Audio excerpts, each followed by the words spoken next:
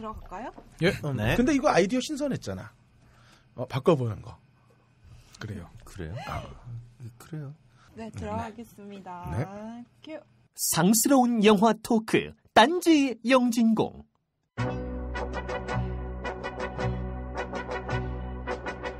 이미지라는 건 무서운 겁니다. 백분 토론에서 유시민 의원에게 캐발리던 유승민 박사가 친박의 압박에 일주일 버텼다고 대권 후보 1위로 거론됩니다. 유시민 의원이 17대 국회는 박근혜 국회라고 비꼬던 시점은 한나라당 나팔수. 그 나팔수 활동 덕분에 2005년에 한나라당 대표 비서실장이 된 그에게 누가 이런 이미지를 부여해 준 걸까요? 비주얼 리터러시를 알면 궁금증이 좀 풀릴지도 모르겠습니다.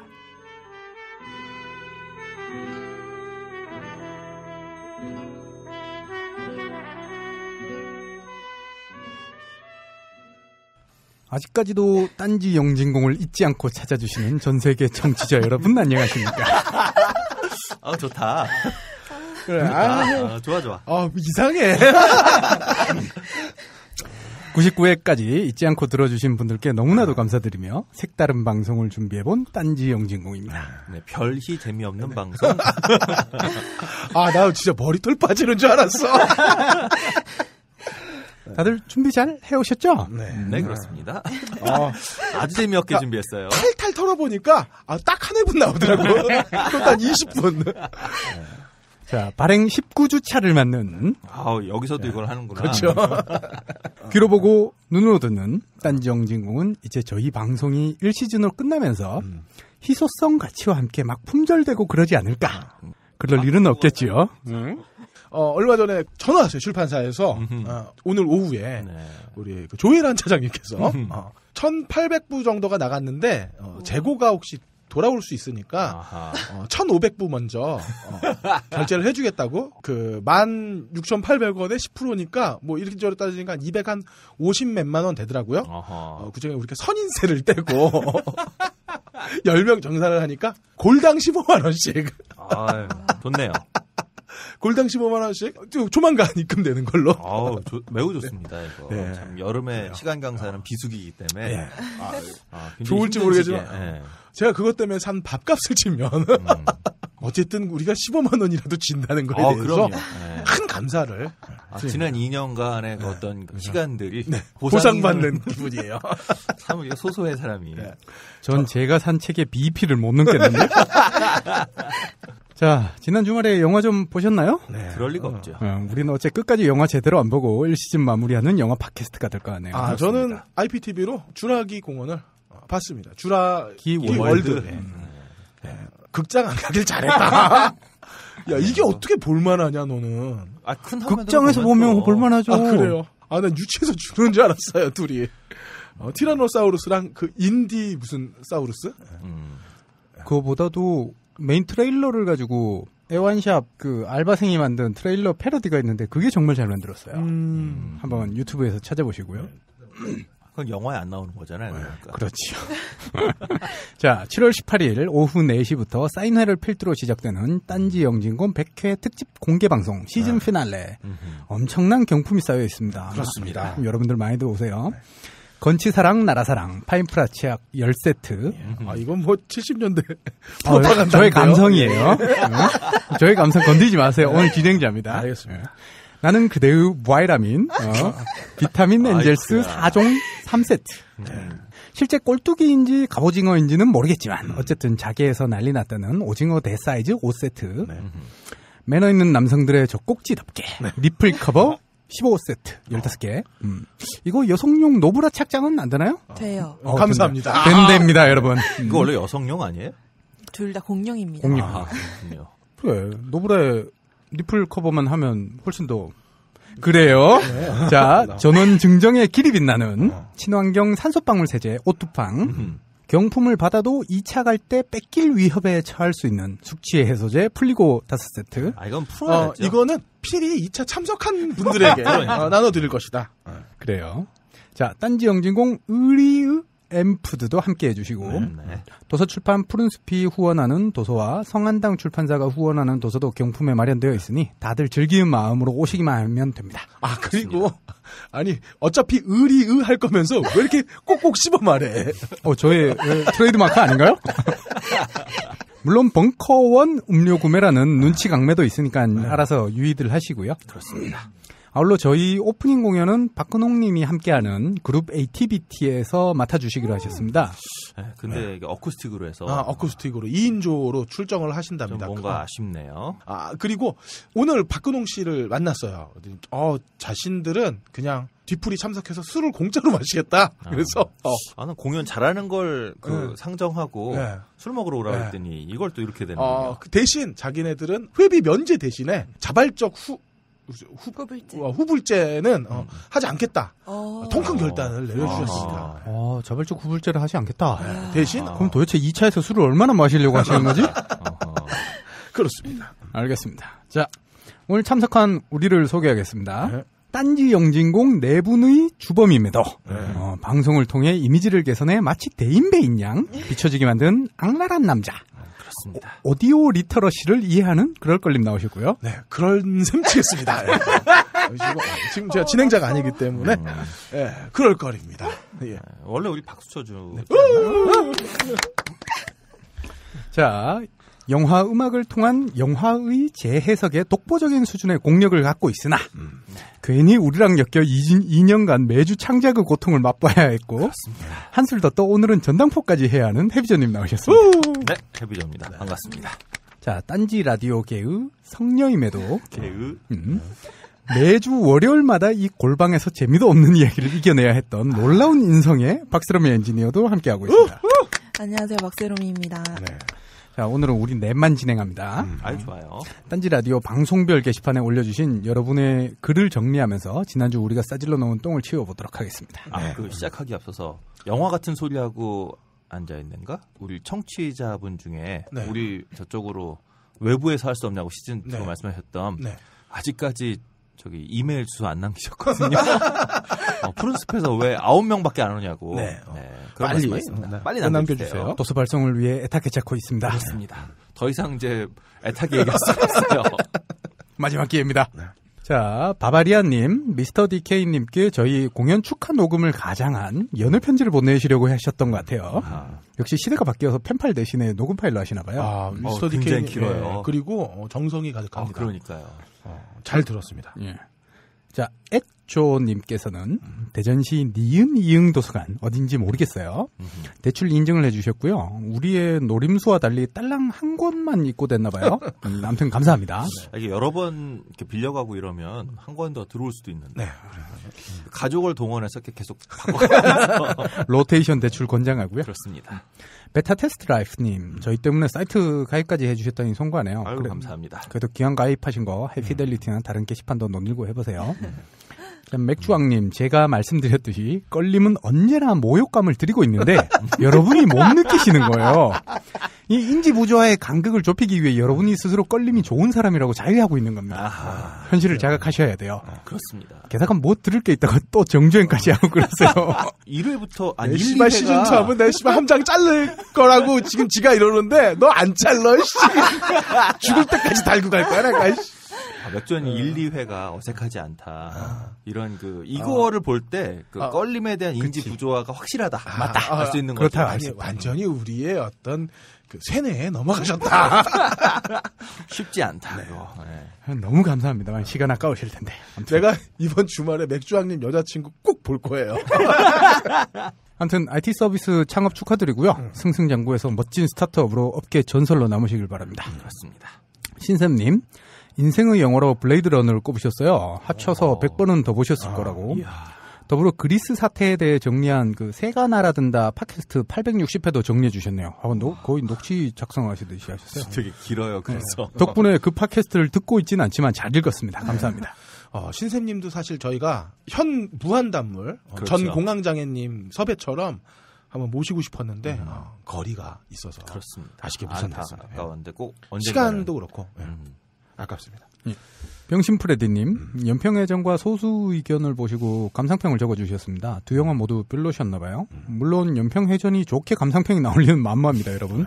미스터 DK님, DK 흥신소와 헌정방송 잘 봤습니다. 2년 동안 늘 변치 않는 사랑 보여주셔서 감사하고요. 정말 감사합니다. 그리고 미스터 DK님께는 특별히 생귤아빠님 옆자리를 앉을 수 있는 영광을 드리도록 하겠습니다. 이번에도 혹시 생귤을 데리고 오실래나? 이제 대학생 됐겠네요. 대학생이라서. 근데 안 되죠. 미스터 DK님 옆에 생귤이가 있으면 안 되고요. 네. 혼자 오실 경우에만. 그렇습니다. 네, 그렇습니다. 예, 거리로 나가자님은 8월에 있을 별별 시네마와 디아스포라 영화제 콜라보 특강 광고를 올려주셨어요. 관심 있는 분은 토요일이니까 한번 찾아보시고요. 이온 플럭스님은 껄림의 노안을 걱정해 주셨어요. 블루베리를 드시라고. 근데 제가 지금 옆에 보기에는 블루베리 가지고 안 될 것 같아요. 뭐 그런 거 있지 않았나? 매일매일 맥주와 술을 먹으면 사람이 어떻게 망가지는가. 네. 그런 실험했잖아요. 그거 실험을 할 필요가 없다. 네. 껄림을 보면 된다. 그래도 우리 아들은 아빠 잘생겼다고 응원해 줍니다. 왜냐하면 아들의 원주가 아빠잖아요. 아빠를 부정하면 안 되잖아요. 걔도 결국엔 나처럼 될 거다. 붕붕이가 이런 얘기를 들으면 안 되는데. 그래요. 네. 덕후마초님께서는 잘 지적해 주셨습니다. 맨날 저희끼리 클리셰니 내러티브니 영어로 쓰니까 결국 저 같은 사람도 잘 모르는 내용이 되는데 근데 어쩌죠 오늘 비주얼 리터러시 하면서 또 어려운 말이 나옵니다. 죄송합니다. 설명 좀 해주세요. 비주얼 리터러시. 그러니까 리터러시는 그냥 말 그대로 하면 뭐 문법 같은 건데 문법은 이거 그대로 그냥 문법대로 쓰면 되는 건데 리터러시라고 하는 건 사실은 우리가 한글로 하는 문법보다는 조금 더 광의의 표현이죠. 전체적으로 어떻게 이것을 읽어내고 또 만들어낼 것인지에 대한 얘기니까 이따가 얘기하면서 좀 더 해보도록 할게요. 네. 쫀득님께서는 블레이드 러너에서 해리슨 포드가 나올 때 함께 다니는 형사가 바틀스타 갈락티카의 함장이라고 얘기해 주셨는데요. 이분 바틀스타 갈락티카 전에 미드 웨스트 윙에서 최초의 히스패닉계 대법관으로 임명됩니다. 그 시즌 1이니까 99년도작이거든요. 그로부터 딱 10년 뒤에 2009년도에 실제 미국에서 최초의 히스패닉계 대법관이 임명이 됩니다. 민솔님은 활자 중독으로 인해 저희 책을 다 읽으셨다고 하셨지만 화장실에 책 가져가시면 껄림처럼 치질 확률이 높아지니 주의하시고요. 그리고 제가 이거 화장실에서 40년째 책을 읽고 있는데 하나 안 좋은 점이 있어요. 화장실에서 책을 읽으면. 좋은 점이죠. 한 2달만 지나면은 새로 와요. 책이. 읽었던 책이. 이게 책 읽는 텀이 짧잖아요. 보통 5분, 7분 정도니까 전체적인 맥락이 한 번 읽어서는 안 들어오고 다독을 해야 된다. 그런 좋은 점이 있죠. 한마디로 시간도 버리고 몸도 버린다는 얘기예요. 어디가 좋은 점입니까? 늘 새 책 같아. 굳이 책을 새로 살 필요가 없어요. 그런 것으로. 독서량이 늘지 않는. 자, 세계의 끝 여자친구님. 닉네임이 너무 슬퍼요. 아무튼 공각기동대 국내 개봉이 김대중 정부 말기니까요. 그 전에 입수해서 보신 것과는 시간상 차이가 있을 것 같고요. 그렇죠. 공각기동대가 국내 개봉이 아마 2002년도일 거예요. 네, 그런데 고스트 인 더 쉘인가 그거죠? 예, 맞습니다. 90년대 초반이죠, 이게 원래는. 저도 지금 가물가물하네요. 아무튼 90년대 작품으로 2000년에 나오거나 90년대 작품으로 알고 있어요. 자, 좋은 친구 투님은 영화 손님이 좌빨 종북 영화라고 얘기해 주셨어요. 너무 스포일러가 많아서 소개는 못 해드리겠고 아무튼 설정이 잼나니 한 번쯤 챙겨보시란 얘기 같아요. 게다가 블레이드 러너 감상기를 쓰시면서 전문 용어는 모르겠다 하시면서 컬트, 메인 테마, OST, 레플리카, 사이버네틱 배틀 밴드 뭐 이런 단어를 마구 구사하셨어요. 다행히 좋은 영어로 기억하시고 떠올리셨다니 감사합니다. 메모리님은 삼룡의 MU 훌러덩을 언급하시면서 저희의 순진한 척이 신선하다고 하셨어요. 이게 다 껄림 때문인 그렇습니다. 거예요. 비전님과 저 그리고 세로미는 원래 그런 사람이 아니에요. 그렇습니다. 그냥 오늘 성토 대회를 하자. 자, 이유님은 손님 간단 감상평을 간단하지 않게 CJ 배급을 놀라워하시면서까지 쓰셨어요. 저도 그 CJ 올리원 코리아라고 혹시 극장 가서 보셨는지 모르겠는데 얘네 홍보를 하고 있어요. 국뽕 홍보 영상 틀 때마다 저도 손발이 오그라드는데 이 시작이 뭐 국민의 90%가 국기를 가지고 있는 유일한 나라 뭐 이런 식으로 시작이 되는 홍보 영상이에요. 유일하지 않죠. 북한은 다 있어요. 유이한 나라. 어쨌든 이 홍보 영상이 끝날 면 제가 항상 꼭 내뱉는 한마디가 있습니다. 그럼에도 불구하고 이명박과 박근혜를 대통령으로 뽑은 나라. 자, 이걸 나눠 읽으면 안 됩니다. 이명박근혜. 그래서 그런 거예요? 그렇죠. 90%가 그렇죠. 그런 거예요. 아브락사스님은 이번 섞어치기 기대해 주셨고요.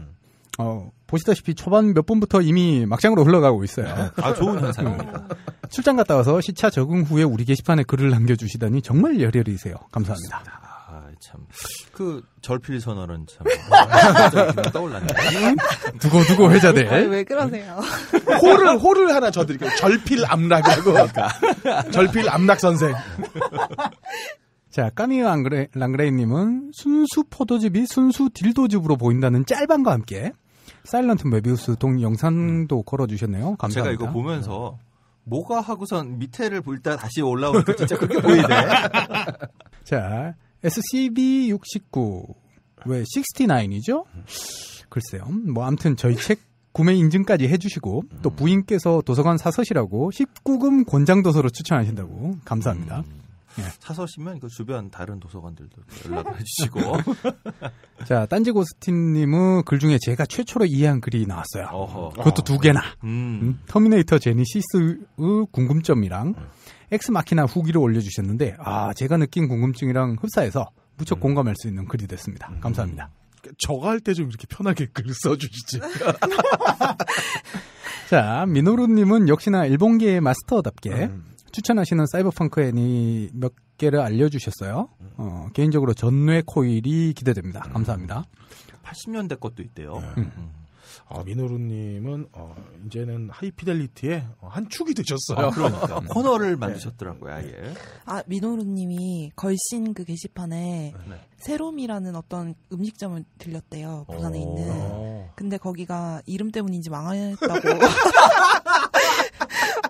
그렇게 올려주셨던데. 이건 도발이다. 한번 뵙고 싶네요. 네. 이번 주 토요일 날 회식 자리에 미노루님이 오시면 박세롬이의 왼쪽 편은 미노루님의 차지다. 거하게 한 점 말아서 드릴 텐데. 안타깝습니다. 자, 아우벤자이터? 아우센자이터님. 총몽을 안 짚었다고 쓰시기 위한 서두를 터미네이터 성토로 작성하셨어요. 게다가 이제 100회 슬랙스 스타일 바지를 2벌 구매하셨다고. 네. 혹시 뭐예요? 저도 일단 슬랙스 스타일이 뭔지 모르겠는데. 뭐예요? 슬랙스 일자 그냥 바지, 면바지 이런 거 생각하시면 돼요. 그럼 일자 면바지라고 쓰시지 왜? 뭐 다른 거예요? 일자 면바지와 뭔가 차이가 있나? 있어 보이는데? 뭐 있어요? 패셔니스타의 느낌? 모르겠어요. 그래요. 뭐 어쨌든 2벌을 구매하셨다고 네. 그러니까 혹시 1차, 2차 따로 입으시는 건죠? 기대하겠습니다. 2벌을 같이 입고 오셔라. 자, 산적 87호님은 연평해전을 보셨답니다. 그냥 우리 영화는 보지 말고 사건만 기억했으면 좋겠고요. 까셔블랑 깔라님은 저희 책을 완독하셨답니다. 참고로 저희가 N빵을 흔쾌히 결정한 게 아니라 껄림의 N빵 결정에 대응하기 귀찮아서 무언의 합의를 이룬 것으로 아시면 되고요. 그렇습니다. 저는 영화 추천 원고 분량이 너무 적어서 인쇄 안 받으려고 했는데 전부 다 합해서 저 포함해서 딱 10명이라서 저 빠지면 인쇄 계산하기 귀찮다고 해서 그럼 추천 영화 원고를 1.1%하고 0.1% 누가 먹냐고. 자, 독자 여러분의 제 분량에 대한 양해를 바라고요. 해비존님 오컬트 각주에서 참조하신 영화 사전 어떤 건지 물어보시던데요. 그거 제가 쓴 게 아니고요. 편집국에서 알아준 건데. 그러면 도서출판 성한당에 한번 메일로 물어보시면 될 것 같고요. 라인브레이커님은 총몽과 엑스마키나 떠올리신 98회 후기에 저희 책 사진을 반전시키고 얼굴 부분은 모자이크 처리를 하셨네요. 이 포인트는 껄림과 비전님은 모든 얼굴은 모자이크인데 저는 눈만 모자이크라는 거. 감사합니다. 자, 딴지 영진공은 이렇게 후기를 남겨주신 고마운 분들과 굳이 후기를 남기시지 않으셔도 이 후기를 들으며 공감해주시는 많은 청취자분들의 관심으로 지금까지 만들어왔습니다. 발가벗겨 디벼보는 영진공 전당포.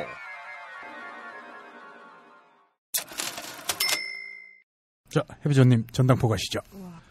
길게 할 생각이 없었는데 쓰다 보니까 길어졌어요. 네, 그냥 그러려니 하고 그냥 한숨 주무시면서 들으시면 되겠습니다. 비주얼 리터러시를 왜 우리가 배워야 되나를 좀 얘기하고 싶었는데요. 그 전에 이제 이 얘기부터 시작하고 싶어요. 우리가 세상을 실제로 어떻게 인식하는가. 그러니까 내가 직접 눈으로 보거나 손으로 만지거나 뭐 귀로 듣거나 몸을 부딪혀가면서 우리가 알게 되는 일이 여러분이 살고 있는 삶 주변에 벌어지는 일 중에 얼마나 될지 한번 생각을 해보자는 거죠. 그러니까 뭐 우리는 머릿속에 산과 강의 위치가 어디 있고 뭐 각 나라의 수도가 어디 있고 심지어는 뭐 우주의 모양, 은하수가 뭐 은하계가 어떻게 생겼고 이런 것도 다 알고 있지만 실제로 우리가 발을 디뎌보고 만져본 곳은 그중에 정말 일부도 아주 일부밖에 없다는 거죠. 심지어는 이제 내가 살고 있는 우리 동네에서 벌어지는 일도 내가 직접 경험하는 건 없어요.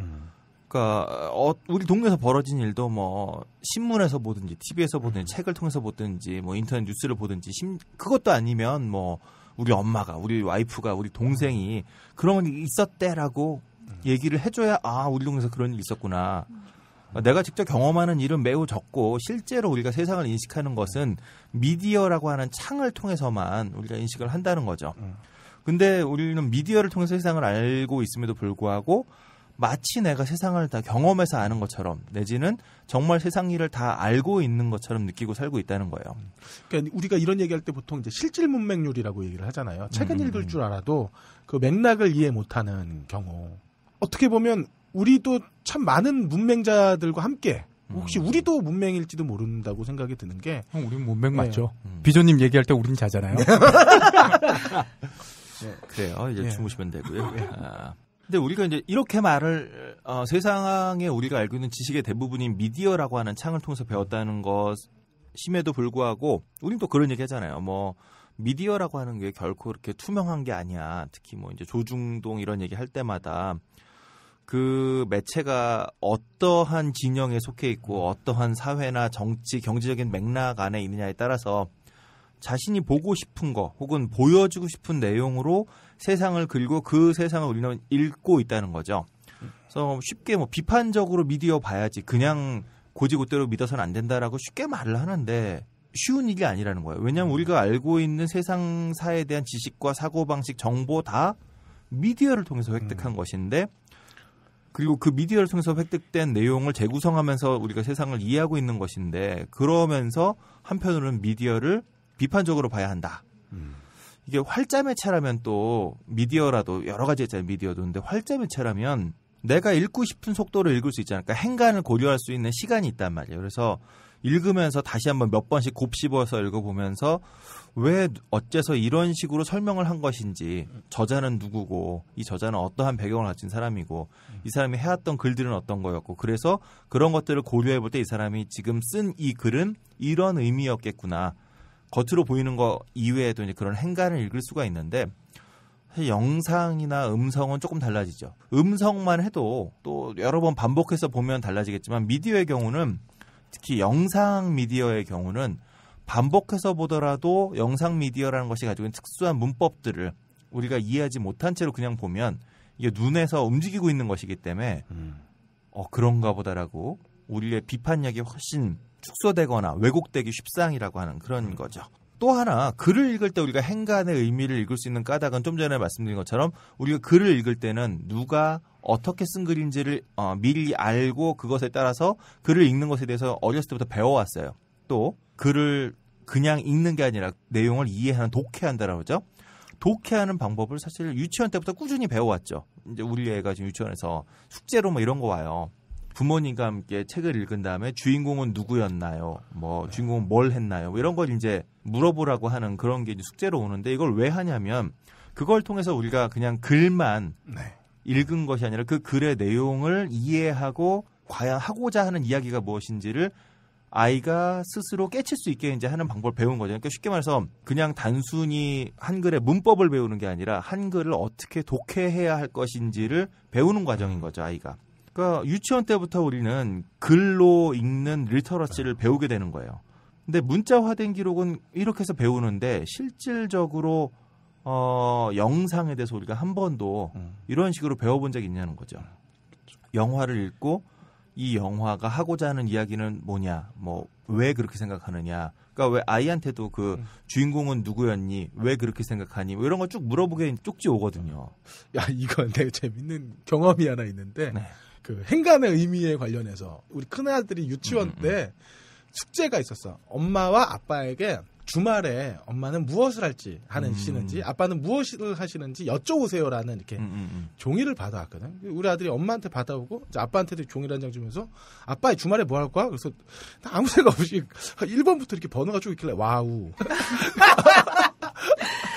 TV 시청 뭐 주말에 영화 몇 편 뭐 이렇게 쫙 썼어. 그냥 그래서 얘가 쫄쫄 엄마 걸 딱 들고 와. 엄마 뭐 썼냐? 딱 보니까 저 아이와 함께 동물원 가기 이렇게 써 있는 거야. 야 지금 몇 가발을 막 그렇지. 나중에 이게 그대로 갔으면 가정통신문에 아빠의 가정에 대한 관심이 없으며 그래서 우리 아들 아빠 그거 왜 줘? 그래서 뭐 하나 빨리 먹었어. 뭔데? 그러니까 적당한 위선. 생각이 나네요. 네, 그렇습니다. 이게 사실 껄림도 리터러시를 한 거잖아요. 그렇죠. 그러니까 문자 그대로 해석을 했기 때문에 진짜 자기가 할 일을 적었는데 리터러시를 하게 되면 형수님처럼 이게 실제로 이제 듣고자 하는 바가 있는 거잖아. 문학 용어로 이제 텍스트와 컨텍스트라고 하는데 껄림이 실질적 문맹이었는데 이제 형수님의 글을 보고 깨달음을 얻게 되는. 그렇죠. 네. 함의가 무엇인지는. 그러니까 바로 이런 숨겨져 있는 논리를 발견하는 거죠. 네. 그래서 나는 심지어는 와우 하면서 이제 콜 오브 듀티 돼야 되는데 그러니까 와우를 쓴 것 자체가 문제가 아니라 게임을 2개 쓰면 너무 없어 보이나 이 고민하고 있었던 거지 나는. 참 그렇고요. 그래요. 그런 붕붕이가 잘 자라서 참 다행입니다. 네, 어쨌든 우리는 지금 껄림의 이 숨겨져 있는 논리를 발견하는 모습에서 확인할 수 있는 것처럼 어려서부터 꾸준히 리터러시라고 하는 것을 우리가 배워왔어요. 네. 근데 영상에 대해서는 한 번도 이런 걸 해본 적이 없다는 거죠. 물론 특별한 영상 전공자라든가 아니면 껄림처럼 영상으로 업을 해야 된다라면 원하건 원치 않건 이런 공부를 해야겠지만 그렇지 않을 경우라면 이러한 훈련을 공식적으로 해볼 기회가 굉장히 적다는 거죠. 20세기 초반까지만 해도 한국 사회에는 글을 읽고 그게 무슨 뜻인지 심지어는 뜻을 떠나서 그냥 글을 읽을 수 있는 것 자체가 굉장히 드문 일이었죠. 해방 직후에 우리나라의 문맹률을 78%, 어떤 자료는 90%, 이 정도였대요. 그러니까 아예 전체 인구의 한 20% 정도만이 글을 읽을 수 있었던 거죠. 그것도 한글을? 그렇죠. 대단한데요? 왜냐하면 그전 식민국가 그렇죠. 지배였을 텐데도. 식민국가에서 학교를 만들었다라고 이제 보통 우리가 이야기를 하는데 이 학교가 사실은 모든 사람이 갈 수 있던 학교가 아니었던 거죠. 그렇죠. 식민지 시대. 그다음 거기에서도 일본어를 아마 가르쳤을 텐데. 그러니까 국민 학교란 말을 썼던 것도 국민을 만들기 위해서 만든 거잖아요. 그러니까 모르죠. 일본의 식민지가 더 오래 갔으면 어떻게 했을지 모르겠는데 항상 하는 얘기가 이제 이런 식민지를 연구하는 사람들이 식민지의 사람들이 자신들과 똑같아지기를 바라지만 정말 똑같아지는 것에 대해서 굉장히 두려움을 갖고 있기 때문에 이중적인 정책을 썼으니까 학교를 많이 짓는 것으로 보였지만 실제로 사람들을 바꾸려고 하지는 않았을지도 몰라요. 교육받은 노동자를 공급하기 그렇죠. 위해서겠죠. 딱 노동에 필요한 정도의 시간에 대한 관념. 그러니까 학교에서 정말로 저서면 글을 배운다기보다 아침 8시까지 학교를 와서 졸건 어쩌건 나와 있을 수 있는 인간을 만드는 게 중요했겠죠. 자, 어쨌든 실제로 글을 읽는 것 자체가 20%밖에 되지 않던 사회에서 현재 한국은 문맹률은 거의 0%에 가깝다라고 해도 과언이 아닌 수준이죠. 그렇지만 아까 껄림 말씀하신 것처럼 실질 문맹률, 그러니까 글을 읽고 나서 그 글의 내용이 무엇인지를 이해하고 그것을 비판적으로 받아들이는 능력은 OECD 최하위권이다. 이런 최신 뉴스가 있었어요. 또 그 뉴스를 보면 재밌는 게 장년층으로 갈수록 실질 문맹률이 높다. 그러니까 이분들이 글을 읽긴 하지만 그 글이 실제로 무엇을 의미하고 있는 것인지를 독해하기는 좀 어렵다는 거죠. 근데 그렇다라고 하더라도 활자에 대한 한은 우리의 독해력은 일정 부분 인정해야 된다고 생각해요. 문맹률 자체가 0%에 가까우니까. 그렇죠. 그것 때문에 우린 가능성이 되게 높은 거죠. 그렇습니다. 근데 문제는 저는 영상에 대한 독해력에 있다는 거죠. 이걸 우리가 확인할 수 있는 게 대한민국 최고의 언론사들이 최대 판매 부스 거기다 자기네들은 실제로 광고로 운영되고 있다. 그럼요. 라고 말씀하시는 이런 거대 신문사들, 언론사들이 그 품위 있고 권위 있는 활자 매체 신문을 놔두고 왜 종합편성 TV 채널에 목숨을 걸고 달려들었을까를 생각해 보면 알 수 있는 거죠. 역으로 한국 사회 대중은 이제 얼토당토하지 않는 수준으로다가 마치 자신들의 소설 내지는 주장을 정보인 양 적어놓는 그런 조잡한 기사를 읽으면서 와, 세상이 이렇게 돌아가고 있구나라고 맞장구 쳐줄 사람들이 별로 남지 않았다는 거죠. 아까 그 OECD의 실질 문맹률 조사에서 나온 것처럼 이게 중장년층으로 갈수록 정말 거의 2배 정도 되더라고요. 청년층에 비해서. 그러니까 중장년층 특히 이제 노년으로 갈수록 이러한 실질 문맹률이 높고 점점 이게 젊어질수록 이 글이 무슨 의미인지를 독해를 낼 수 있는 사람들이 많아지니까 라고 말하면 좀 그렇지만 설마 그 좋은 조중동께서 종합편성 채널을 그런 의미로 만드시진 않았을 거예요. 하지만 이제 신문사들도 아는 거죠. 자신들의 어떤 기사를 얼마나 사람들이 독해할 수 있는지를. 더군다나 신문은 예전에 할아버지들 보면 아시다시피 신문은 하루 종일 읽으시잖아요. 네. 처음에는 해도 2번, 3번 읽다 보면 이게 구멍이 보여. 구멍이 분명히 있고 이건 주장인데 이게 왜 사실처럼 저희 막내 외삼촌이 미국에 사시는데 사업을 잘하시다 망하셨어요. 망했는데 그 전까지는 한국에 올 때마다 미주 중앙일보를 항상 보시면서 항상 그런 말씀하셨는데 이제 사업이 망하고 시간이 많아졌잖아. 그래서 몇 년을 이제 한국에 잘 못 오셨어요. 그 돈도 없고 이러니까 이제 이러다가 겨우겨우 이제 외숙모랑 어떻게 해서 이제 슈퍼마켓부터 다시 시작하셨는데 몇 년에 오셔서 그런 얘기를 하는 거예요. 야, 나 몰랐는데 조선일보가 되게 이상한 신문이더라. 왜 그랬더니 내가 그때 할 일이 없어서 매일 이제 인터넷판을 읽고 또 읽고 하는데 헤드라인하고 안에 내용하고 하나도 안 맞는다는 거예요. 근데 예전에는 헤드라인만 보니까 그렇죠. 이런 사회가 됐네. 한국이 왜 이러지랬는데 밑에 기사를 다 읽어보니까 헤드라인하고 전혀 안 맞는 말이 헤드라인으로 뽑혀 있고 심지어는 그 기사라고 하는 것도 좀 뭔가 이상하더라. 기사가. 어떻게 이상한지 말씀드리지 않겠습니다. 하지만 바쁜 현대인들의 실질 문맹률도 올라가는 이유가 정말 바쁘니까 헤드라인만 읽고 넘어가는데 그렇습니다. 헤드라인은 결국 눈에 끌기 위해서 가끔 문장 자체가 앞뒤가 안 맞을 때도 있는데 맞아요. 그걸 그냥 읽고 그랬구나 하고 뭔가 팩트가 있는 것처럼 생각하고 넘어가는 경우도 많고 그러니까 이 활자 내지는 문자에 대한 리터러시는 확실히 사람들이 시간을 두고 천천히 읽다 보면 이제 구멍이 있다는 걸 알게 된다는 거죠. 그리고 사람들의 그러한 문자 리터러시에 대한 수준이 높아졌다는 것도 아마 어떤 분들도 알고 계시는 거고. 네. 그러나 영상에 대한 리터러시가 제대로 이루어지지 않는다는 것을 너무나 잘 알고 있는 거죠. 우리의 시청자 대다수가 비주얼 리터러시를 할 준비가 되어 있지 않다는 거. 물론 이제 종편이 그러면 이러한 그 시도를 한 첫 번째 사람들이냐? 당연히 아니죠. 이 비주얼 리터러시는커녕 움직이는 그림이 있다는 것 자체만으로도 재밌어하던 대중들을 상대로 영상을 이용해서 자신들이 원하는 대로 사람들을 조종하는데 기가 막히게 활용했던 훌륭한 집단이 거의 100년 전에 처음 등장했죠. 네. 놀라운 집단이. 그렇습니다. 하나는 초기 소련의 키노아이 그룹이 있을 거고요. 또 하나는 바로 나치가 있습니다. 근데 이 둘은 똑같다라고 볼 수가 없어요. 왜냐하면 그 초기 소련의 키노아이 그룹은 지가 베르토프라고 하는 이제 영화나 이런 책 보면 항상 맨 앞에 나온 사람 중에 하나죠.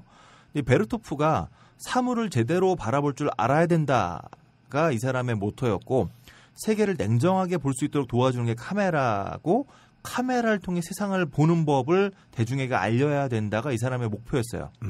그러니까 이 영상을 통해 사람들을 바꾸겠다는 건 맞는데 키노아이 그룹의 경우는 비주얼 리터러시를 대중들이 알아야 된다라고 생각을 했던 사람인 거고 그에 반해서 나치는 영화를 똑같이 이용하긴 했는데 대중들이 이러한 비주얼 리터러시를 알거나 배우기를 원치 않았다는 것에 있어서 큰 차이가 있었겠죠.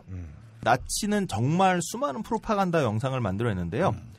이제 그러한 영상을 만든 사람들 중에도 이제 3대 거두가 있어요. 유태인 쥐스라서 유태인이 얼마나 나쁜 놈인지를 보여주는 영화를 만들었던 하를란이라고 하는 감독이 있고요. 또 하늘의 강철, 비행기에 대한 그 독일 전투편대에 대한 영화, 그다음 독일 탱크 이런 걸 만든 진 루트만, 그리고 오늘 말씀드릴 레니 르펜슈탈 이렇게 세 사람이 가장 유명한 감독인데요. 이 레니 르펜슈탈이 감독한 영화 중에도 가장 유명한 게 이제 물론 올림피아라고 하는 영화가 있죠. 이 올림피아는 지금까지도 아마 올림픽을 하고 나면 그 올림픽의 기념 공식 기록 영상을 만들잖아요. 네. 첫 번째 공식 기록 영상이기도 하고 지금까지도 레니 리펜슈탈이 만든 올림피아의 영상의 그 흐름을 아마 거의 그대로 지금도 답습하고 있는 것으로 알고 있어요. 제가 처음에 이제 이런 영화나 영상 이런 거 배울 때 레니 리펜슈탈의 올림피아랑 88년 서울 올림픽에 대한 영상이 뭐였더라? 이게 그 3가지 버전으로 있는데 그 영상을 같이 보는 수업이 하나 있었거든요. 같이 보는데 와, 이건 뭐 성화 올리는 장면부터 똑같은 거의 뭐 같은 사람이 만든 것 같은 그런 영상이 나오더군요. 컬러만 입혀지고. 그렇죠.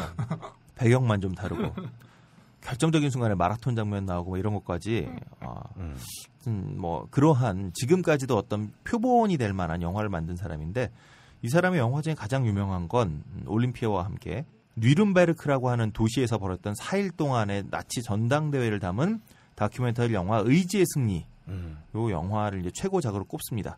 이 영화에는 세계 최초로 크레인을 이용한 샷, 그다음에 트랙을 깔아놓고 트래킹을 처음으로 시도한 그런 카메라 워크가 나왔고요.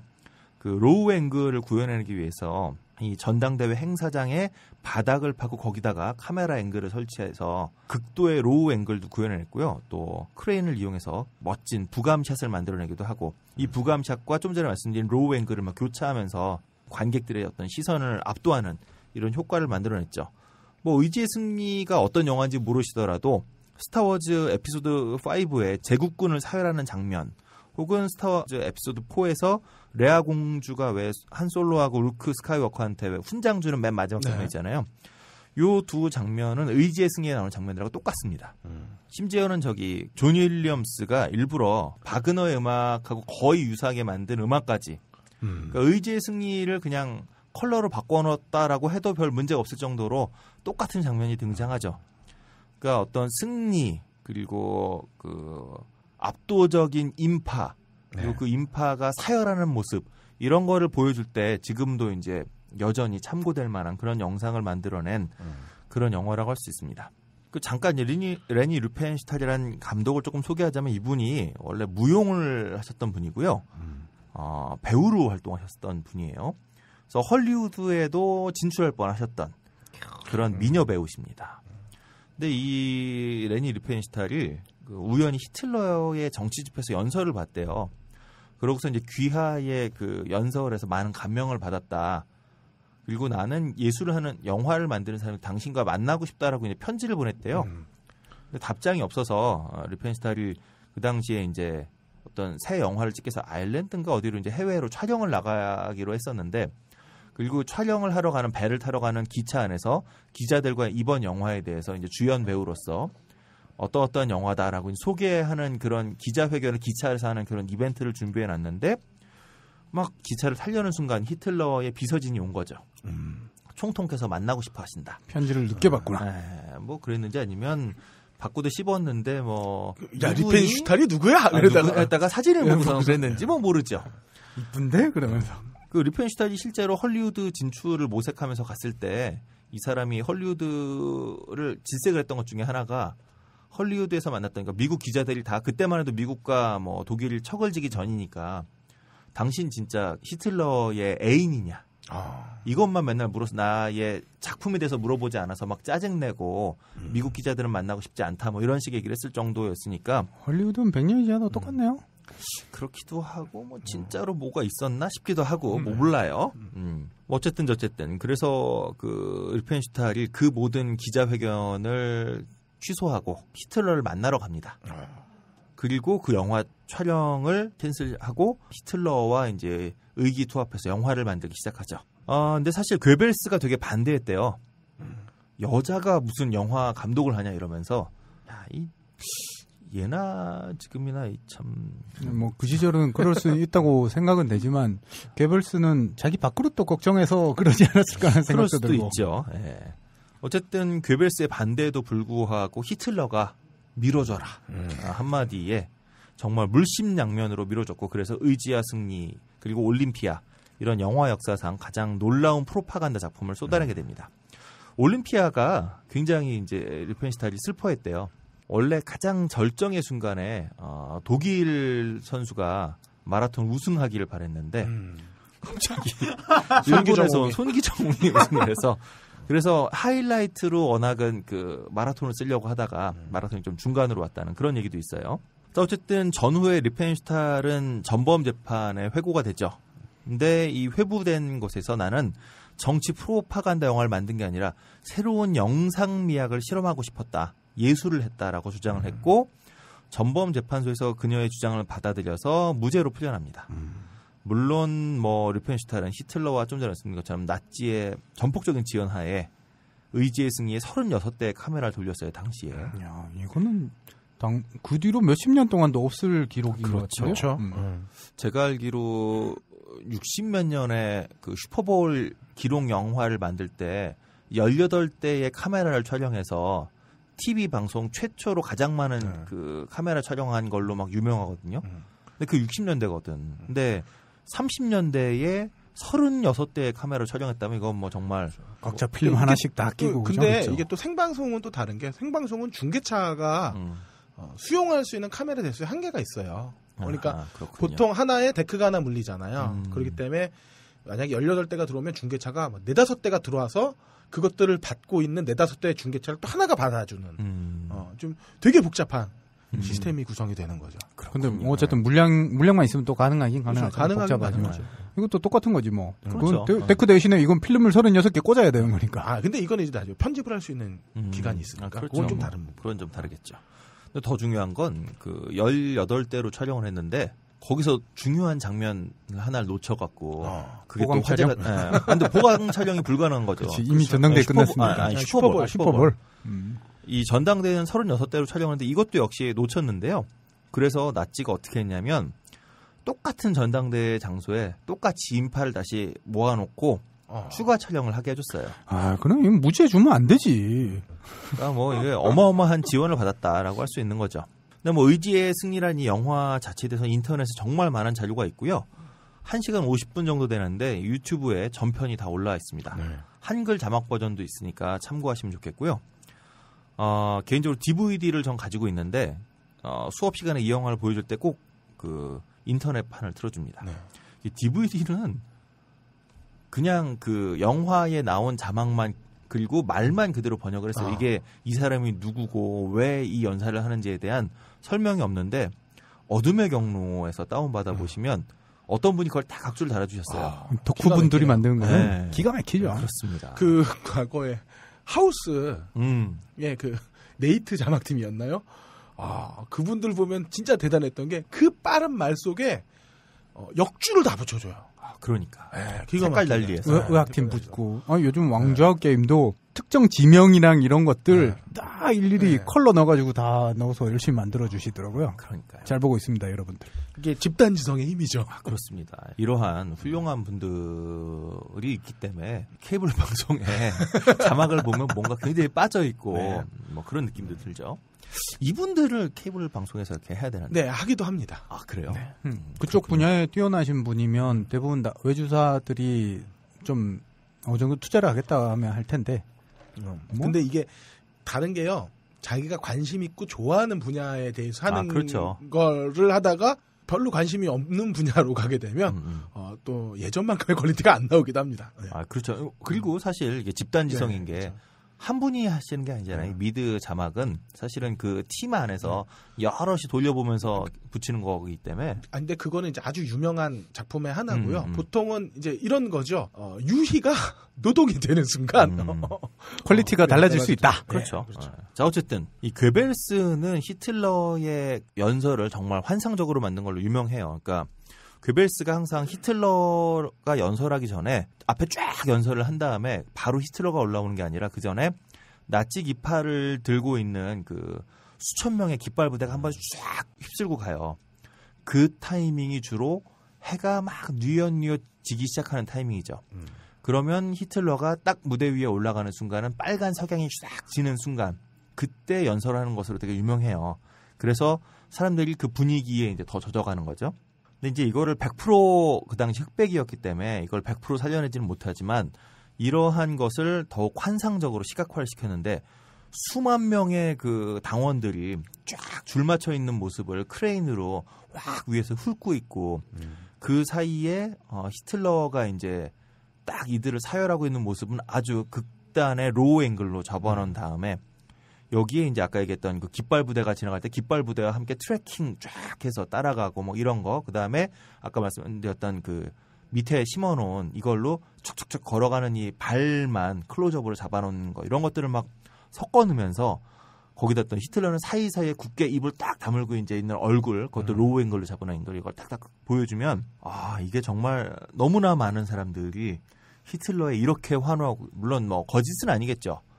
전당대에 모여있는 사람들은 뭐 리펜슈타인을 모이라고 해서 모인 건 아닐 테니까 거짓은 아니지만 이걸 훨씬 더 실제로 그 전당대에 갔던 사람들보다도 훨씬 더 강하게 극적으로 보여주는 거죠. 전당대에 가는 사람은 히틀러의 입이 안 보인다는 거예요. 하지만 영화를 보는 사람들은 그 전당대 사이사이로 히틀러가 감동에 젖어서 입을 다물고 이렇게 눈이 막 촉촉해지는 이런 모습들 막 이런 것들을 같이 보면서 훨씬 더 강력한 감동을 받게 된다. 근데 이게 뭐 기본적으로 이 영화는 앞뒤로 그리고 사람들이 다 알고 있는 거죠. 이건 영화로 연출된 장면이 아니라 현장에서 벌어진 사건이다. 진짜 현실이다. 그러니까 비주얼 리터러시 능력이 없는 사람들에게는 이 영화 속의 샷의 크기 또 샷의 구도 혹은 뭐 샷의 움직임 그리고 이미지와 이미지를 붙이면서 만들어진 특별한 감정들 촉촉촉 걸어가는 발과 그 군화들의 모습들과 거기에 갑자기 이어지는 거대한 깃발들이 멀리 롱테이크로 잡힌 거 이런 것들이 붙으면서 만들어지는 강인한 힘 이런 것들에 대한 건 사실 이미지잖아요. 그렇죠. 근데 이것이 실제 현장에 가 있는 것보다 훨씬 더 극대화되고 있는 모습인데 이거 현장에서 벌어진 실제 일이잖아. 그러니까 이건 진실이야라고 말하기 전에 실제로 벌어진 일을 훨씬 더 극적으로 편집해낼 수 있다라고 하는 것. 그리고 샷에 어디에 카메라를 대고 어떻게 이야기를 만드냐에 따라서 현실이지만 이것에 만들어내는 감동은 달라질 수 있다라고 하는 것. 이런 것들을 사실 비주얼 리터러시를 알지 못하는 사람들에게는 아 저기 있으면 다 저렇게 됐겠구나 라고 받아들일 수밖에 없다는 거죠. 히틀러를 그렇게 로우 앵글로 잡으니까 사람들이 히틀러가 키가 작았는지는 나중에 풍문으로밖에 몰랐을 거예요. 그렇습니다. 여기 재밌는 건 히틀러는 전부 로우 앵글로 찍었는데 여기에 와 있는 수많은 청년들의 얼굴을 또 잡아요. 그 일반인들도 잡고. 근데 이들의 얼굴을 잡을 때는 약간 하이 앵글로 잡아요. 네. 눈으로 보는 높이보다 조금 높은 높이. 그러니까 여러분도 군대에서 느끼는 차렷 자세할 때 상방 15도를 보는데 그 청년들의 15도쯤 위에서 청년들을 내려보는 딱 그 정도 각도. 그러니까 이게 그냥 보면 저 친구들을 똑같이 내가 보고 있다라는 생각이 들지만 왜냐하면 15도 정도면 눈으로 쉽게 당장 내가 하이앵글로 보고 있구나 느낌이 안 들거든요. 그냥 대충 보고 있는 것 같은데 실제로는 다 위에서 내려보고 있는 거예요. 그리고 히틀러는 뭐 좀 전에 로우 앵글이라 다 위로 쳐다보고 있는데 이게 위로 쳐다보면서 어떠한 느낌들을 만들어내는지 그러니까 내가 저 사람을 지금 우러러보고 있는 건지 아닌지를 사실은 이 샷은 다 그렇게 계산된 샷인데 그걸 모르고 보다 보면 히틀러는 정말 우러러볼 만한 훌륭한 사람이구나. 왜 예전에 박정희 대통령에 대한 사진들 70년대에 단 한 컷도 위에서 찍은 게 없거든요. 그렇죠. 그래서 박정희 대통령이 키가 작다는 걸 사람들이 몰랐대요. 아니면 앉아서 막걸리 먹는 사진들. 그렇죠. 그 박정희 대통령의 사진은 딱 두 가지예요. 샷이. 뭔가 지휘하고 있을 때 혹은 연설하고 있을 때 아래서 위로 찍은 거. 그다음에 퍼즐러 앉아있을 때 사람들과 함께 둘러 앉아있을 때 위에서 찍은 거. 그래서 그때는 이 사람이 얼마나 소탈한 지도자였는지를 보여주고 아래서 위로 찍은 샷들은 이 사람이 얼마나 훌륭하고 위대한 사람인지를. 근데 이건 이제 비주얼 리터러시를 알고 있는 사람들에게는 저 샷을 일부러 저렇게 촬영했고 저렇게 촬영된 샷을 편집해서 골라냈다는 것을 알고 있는 사람에게는 이게 이런 이미지를 만들고자 하는 거구나지만 이러한 것을 모르는 입장에서는 역시 우리의 위대한 지도자 그리고 역시 우리의 소탈한 지도자가 만들어지는 거죠. 자, 바로 이러한 거라는 거죠. 더군다나 1차 세계대전 이후에 살인적인 인플레, 감자 한 푸대를 사기 위해서 리어카로다가 돈을 갖고 와도 못 사던 그런 인플레와 그다음에 전쟁 배상금에 허덕이면서 또 자존감을 완전히 바닥까지 치고 있던 독일 사람들에게 이런 영화를 딱 보여주는 거예요. 우리는 정말 우리를 구해낼 위대한 지도자를 지금 만났구나. 이거 이외에 더 이상 남아있는 게 없겠다는 거죠. 거기다가 또 반유대주의자이자 독일 지역의 설화를 오페라로 재탄생시킨 바그너의 음악이 또 계속 깔리잖아요. 바그너의 유도 동기는 예전에 무한단물님이 설명하셨으므로 넘어가겠습니다. 유도 동기가 지도 동기. 똑같은 지도 동기. 라이트 모티브라고 영어로 합니다. 네, 이분이 뭐 반음계 쌓이고 뭐 이런 거 있는데 그건 중요한 게 아니라 바그너의 힘 중에 하나는 전에도 한번 말씀드린 것 같은데 바그너와 그 시대의 음악가들은 그 이전까지 별로 중요하게 여겨지지 않았던 독일의 민요, 그다음에 러시아의 민요, 이게 이제 뭐 국민악파로 나중에 이어지게 되는데, 그다음에 뭐 이탈리아의 민요를 클래식 음악 안으로 흡수한 거예요. 그러면서 그 이전까지 별로 중요하게 보지 않았던 일반 사람들의 음악을 당신들의 이 음악도 중요한 클래식 음악입니다. 그러니까 귀족들은 저 안에서 뭐 오페라 듣고 오케스트라 듣고 있을 때 당신들은 밖에서 민요 부르고 뭐 노동하면서 노래 불렀는데 그 노래와 저 노래는 이렇게 갭이 있습니다. 차이가 있습니다라고 했던 것을 당신들이 불렀던 음악이 정말 소중합니다. 라고 하는 이미지를 만들어내는 거였죠. 물론 이제 그거는 유럽의 왕들이 다 지들끼리 연결이 되잖아요. 왕족들끼리. 몇 개의 집안이 유럽의 왕족을 갖고 있었고 이 사람들하고 그 밑에 백성들하고는 아무런 소통이 없었고 할 필요가 없던 시대에서 그 백성들과 소통을 하지 않으면 왕권을 뺏길지도 모르는 프랑스처럼 소통 안 하다가 진짜 쫓겨날 수도 있는 그런 시대와 다 맞물려 있는 것이긴 한데 어쨌든 그러한 신화를 만들어내는데 가장 훌륭한 작가였던 바그너. 독일 사람들의 항상 유럽 안에서 뭔가 2등이었고 변방에 있었던 독일 사람들의 독일 설화와 독일 사람들의 민요를 정말 중요한 클래식 음악으로 만들어낸 바그너의 음악을 계속 히틀러의 전당대에 깔고 있다는 거죠. 그러니까 우리는 잘 모르지만 독일 사람들에게는 아마 바그너라고 하는 존재는 우리 독일 사람들의 민요가 이렇게 위대한 음악이었지라고 하는 걸 확인시켜준 정말 중요한 음악가인데 그 사람의 음악이 히틀러가 나오는 행복 하나하나에 쭉 깔리고 있다는 거. 그리고 바그너는 반유대주의자였죠. 그렇죠. 네. 이런 것들이 엮여지면서 사람들에게 감흥은 더 커지는 거죠. 거기다가 실제로 했겠지만 연출이 아닐까 혹은 뭐 괴벨스가 얘기한 거 아닐까 싶은데 히틀러가 비행기 타고 내려오거든요. 이 영화 시작할 때 구름을 뚫고 비행기가 이제 뉘른베르크로 싹 내려와요. 그러면 수많은 사람들이 이제 막 환호하고 있고 카퍼레이드를 하는데 가다가 이 수많은 인파 속에 꽃을 들고 있는 어린 소녀가 있어요. 이게 또 신기하게 어떻게 그 소녀를 또 잡았어. 그리고 히틀러가 그 소녀를 발견해서 안아주는 이런 자상함. 근데 이거 어서 많이 보지 않았나요? 우리나라의 모든 정치인들 다 때 되면 어린애 안고서 사진 하나 찍잖아요. 요거 다 히틀러가 했던 거죠. 선구자시네. 그렇죠. 뭐 모든 것을 다 했다 이분이. 이러한 자상한 사람이 또 좌중을 압도하는 누가 봐도 우뚝 서 있는 다 사실 연출된 영상이죠.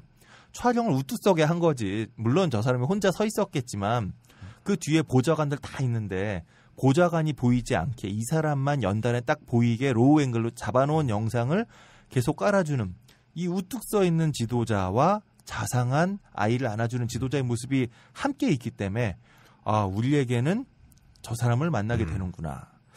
갑자기 제가 수업 시간 가끔 쓰는 80년대 전두환의 그 미국 방문기에 대한 MBC 무슨 영상이 있어요. 사실 실제로는 레이건이 그때 전두환을 15분 만나줬고요. 레이건하고 화이트하우스에서 안 만났어요. 무슨 전두환이 머문 호텔에 잠깐 들려서 그냥 만나고 갔거든요. 이게 사실인데 근데 어떤 식으로 만들어놨냐면 전두환이 도착하는 날 또 그날 비가 왔어요. 근데 비와 함께 온 전두환 대통령을 맞으면 미국인들도 워싱턴에 가뭄이 너무 심했는데 비를 몰고 온 반가운 대통령이다. 그러면 뭐 온 그 워싱턴 시민들도 환호에 나서고 있다. 뭐 이런 내레이션과 그러니까 실제로는 교민들을 불러서 5분 정도의 카퍼레이드를 했는데 그거를 촬영해놓고 그거를 이런 내레이션과 함께 붙여놓으니까 모르고 보면 단비를 몰고 온 한국의 대통령을 워싱턴 시민들이 다 같이 환호하고 있구나. 이런 모습을 된다는 거죠. 그러니까 이건 사실은 영상을 어떻게 읽을 것인가. 그리고 영상 뒤에 있는 배경, 그러니까 컨텍스트를 읽어낼 수 있는 능력이 사실 있다면 왜 미국 대통령과 만나서 사진을 찍고 있는데 왜 백악관이 아니라 호텔 로비라고 나오지? 뭐 이런 것들 조금만 생각해보면 그리고 퍼레이드를 하고 있는데 왜 미국이라는데 한국 사람들 얼굴만 있지?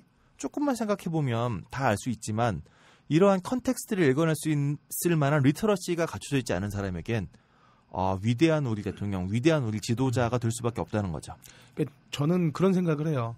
요즘 뭐 기자들 기레기라고 얘기하고 MBC가 변했다라고 얘기를 하는데 원래 우리나라 언론들은 그랬어. 한 10년 잠깐 반짝 그렇죠. 정신 차렸던 거지. 그 변절했다고 생각하지 마세요. 원래대로 돌아갔다. 그렇습니다. 이렇게 생각하면 됩니다. 갑자기 꼭 파리에서 바바리 입고 있던 아저씨 생각도 나고 그렇습니다. 파리에서 MBC 뉴스. 사람들이 속은 거지 그 이미지에. 그렇습니다. 근데 사실 영상이라고 하는 건 조금만 우리가 영상을 해석할 수 있게 되면 이게 내레이션이 있고 어떤 음악과 어울려서 이러한 이미지를 만들어내는 것이라고 하는 것을 우리가 알 수 있거든요. 왜 제가 계속 딴따라를 하면서도 이 음악이 이런 현악이 이러한 감정을 여러분한테 불러일으킨다고 설명을 드리는 것 중에 하나도 사실은 이건 현실이 아니라 영화 속에서 사람들을 이렇게 느끼게 하기 위한 장치라는 거잖아요. 근데 우리는 영상을 눈으로 보기 때문에 그리고 기록 영화라고 하고 기록 영상이라고 하고 그리고 내가 눈으로 보고 있기 때문에 이게 진짜구나. 막 히틀러가 그런 얘기 하거든요. 연설하면서 우리는 유태인과 지난 3,000년간 싸워왔습니다. 말도 안 되는 개소리인데 그게 진짜처럼 들리는 게 되는 거죠. 마치 우리가 5,000년을 단일 민족으로 산 것처럼 얘기하는 거랑 똑같은 겁니다. 그거와 별 다르지 않습니다. 그러니까 카메라가 어디에 어떻게 배치돼서 어떤 순간을 어떤 모양으로 촬영했고 이렇게 촬영된 이미지가 어떤 순간에 어떻게 잘라져서 어떠한 이미지와 다시 붙여졌는지 편집되었는지 그리고 그러한 붙고 붙어진 이미지가 합쳐져서 관객들에게 어떠한 느낌과 감정을 전달하게 되는지 히틀러가 막 얘기하는 중간에 인서트로 그 독수리가 그려져 있는 나치 무늬와 나치의 문양이 크게 잡히고 동시에 그 뒤에 있는 불타고 있는 성화가 같이 나와요. 그리고 히틀러의 연설로 돌아와요. 그러면 이건 그냥 이미지를 나열했을 뿐이지만 그것을 보고 있는 사람에겐 히틀러가 말하고 있는 저 위대한 나치의 정신과 그 나치의 정신이 활활 타고 있음을 확인시켜주는 그런 이미지가 만들어진다는 거죠. 근데 이걸 우리가 조금만 생각해보면 유치하는 새끼들 이렇게 말할 수도 있지만 그러한 것에 대한 이 영상이 이렇게 붙어서 만들어진 거란 걸 이해하지 못하는 분들에겐 그리고 실제로 그 현장에 있던 장면들이잖아요. 이 장면은. 그러니까 이러한 것을 읽어내지 못하는 사람들에게는 이게 더해져서 만들어지는 짬뽕돼서 만들어지는 이미지를 이게 진실일까? 아니면 일부러 만든 걸까? 고민해볼 여력이 없다는 거예요. 왜냐하면 이분들이 영상이 이렇게 만들어진다는 것을 한 번도 배워본 적이 없기 때문에. 그나마 좀 다행인 건 비주얼 리터러시가 지금 대한민국 청와대 홍보 담당자는 누구인지는 제가 모르겠으나 매우 올드하신 분이어서 그렇습니다. 우리가 눈치채기가 너무 쉽다. 살려야 한다에 대한 어떤 그렇죠. 미장센이라고 할까요? 내지는 세월호 조문샷 이런 것들을 보면 물 뿌리는 장면을 로우 앵글로 이게 되게 중요한 로우 앵글로 잡았어요. 이거 장안히 생각해 보세요. 그런 모습. 근데 그 괴벨스 같은 어떤 그 고급진 전문 인력이 아니라 그러니까 주변에 올드한 사람만 있는 거야. 괴벨스를 공부하셨는데 그분이 괴벨스 이후를 공부하셨어요. 차라리 우리로서는 그나마 다행이다. 이게 정치적인 수사가 능수능란해서 우리가 차마 미처 파악하지 못하는 그런 수준의 어떤 비주얼 리터러시를 갖고 계셨다면 우리가 깜빡 속을 수도 있었겠다. 그렇습니다. 하지만 그런 면에 있어서는 좀 다행이다라는 생각도 드네요. 괜찮아요. 어차피 여전히 50%는 섞고 있어. 여전히 저 지지율 30% 넘고 있고요. 네. 자, 어쨌든 의지의 승리로 돌아보면 2015년 기준으로 이 영화를 다시 보면 컷과 컷을 붙이는 속도가 되게 느려요. 지금하고 달라요. 그리고 크레인 샷은 굉장히 많이 떨려요. 크레인이 당시에 진짜 사람이 뒤에 매달려서 크레인 올렸을 텐데 얼마나 떨렸겠어요. 그리고 트래킹도 굉장히 털털댑니다. 지금의 시선으로 보면 뭔가 좀 어색하기도 하고 또 깃발이 쫙 행진하는데 이걸 따라가는데 나중에 막 크레인이 다 못 따라가니까 다시 패닝을 해. 그러니까 카메라 헤드를 돌려서 그걸 막 쫓아가려고 하는데 그게 크레인이 움직이다가 나중에 헤드가 돌아가니까 굉장히 어색하거든요. 근데 당시에는 굉장히 충격적이었겠죠. 사람들 머리 위로 막 카메라가 날아다니니까. 그렇지만 이 날아다닌다라고 하는 것이 만들어졌다는 걸 모르잖아요. 그런 입장에서는 우와 이렇게 많은 사람들이 이렇게 감동적으로 행진하고 있구나가 된다는 거죠. 지금도 근데 저는 이 영상을 가끔 이제 요즘은 좀 안 트는데 하도 길고 졸려 해서 학생들이. 근데 그럼에도 불구하고 여전히 영화를 보여주면 지금 21세기를 살아가고 있는 학생들도 엄청난 인파 사이로 진짜 히틀러가 쫙 걸어가는 장면 이런 거 보면 애들이 와 진짜 사람 많네 뭐 이러면서 확 놀래요. 실제로 사람이 많이 모였은 건 뭐 사실일 텐데 이 영화가 더 그렇게 보이도록 연출했다는 거죠. 크레인 샷을 이용해서. 근데 그러한 것에서 조금이라도 영상 언어를 안다면 저 장면을 만약에 그냥 사람 눈높이서 찍었으면 안 보였을 거예요. 그렇죠. 근데 크레인 하나 띄웠기 때문에 이렇게 압도적인 장면으로 만들었다라고 하는 거. 근데 이런 것들을 조금만 우리가 이런 비주얼 리터러시를 안다라면 단순하게 압도되기에 앞서서 압도는 되겠죠. 당연히 이렇게 많은 인파가 모였는데 하지만 거기에 앞서 왜 저렇게 찍었을까에 대해서 고민을 할 여지가 생겼을 거라 생각해요. 그래서 우리는 여전히 영화 보고 나면 다른 사람한테 영화 야 이거 진짜 재밌어요 이렇게 얘기할 때 10중 8구 영화 스토리를 얘기하죠. 그렇죠. 그 영화가 와 진짜 죽여 이러면서 근데 내가 뭘 보고 짜릿했는지를 사실은 항상 스토리로 얘기한단 말이에요.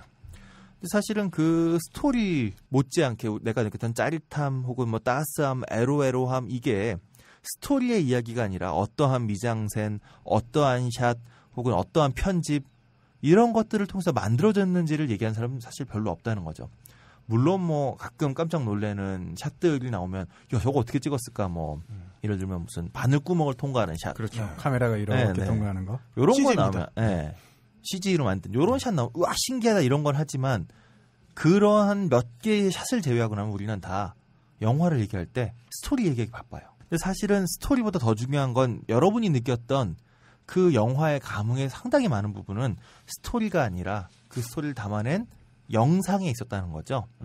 잘못 만든 영화 볼 땐 그런 거 알잖아요. 야, 저렇게 재밌는 얘기를 이렇게 재미없게 만들어? 저렇게 재밌는 얘기를 이렇게 재미없게 만들 때에 이렇게 재미없는 건 사실은 이 영화의 미장센과 이 영화의 샷과 이 영화의 장면 연출과 이 영화의 편집이 잘못된다는 거죠. 왜 전에 오셨던 손님 중에 한 분이 배우의 연기 잘하고 못하는 건 감독이 만드는 겁니다. 네. 충분히 가능하거든요. 기복이 심한 배우들 보면 어떠한 연출자와 만났을 때는 이 사람 연기 왜 이렇게 잘했어? 갑자기 떠오르는 뭐 한모 여배우 연기가 정말 많이 들었어. 그 다음 작품 보면서 역시 쟤는 연기를 못해. 사실은 그 사람의 연기가 바뀐 게 아니라 전 누구라고 얘기 안 했어요. 그 사람의 연기가 바뀐 게 아니라 사실은 저 사람의 연기를 어떻게 컷을 해서 어떻게 붙였느냐의 문제인 거죠. 난 누군지 얘기 안 했어요. 뭐 한씨는 많습니다. 효주부터 시작해서 많아요. 지민 뭐 많아요. 자, 근데 저는 사실은 우리가 글을 잘 썼는지 못 썼는지는 쉽게 구분하잖아요. 그리고 이 글을 왜 못 썼는지 각자 정확하게 못 짚어내더라도 대충 알아요. 왜냐하면 어렸을 때부터 늘 배웠기 때문에.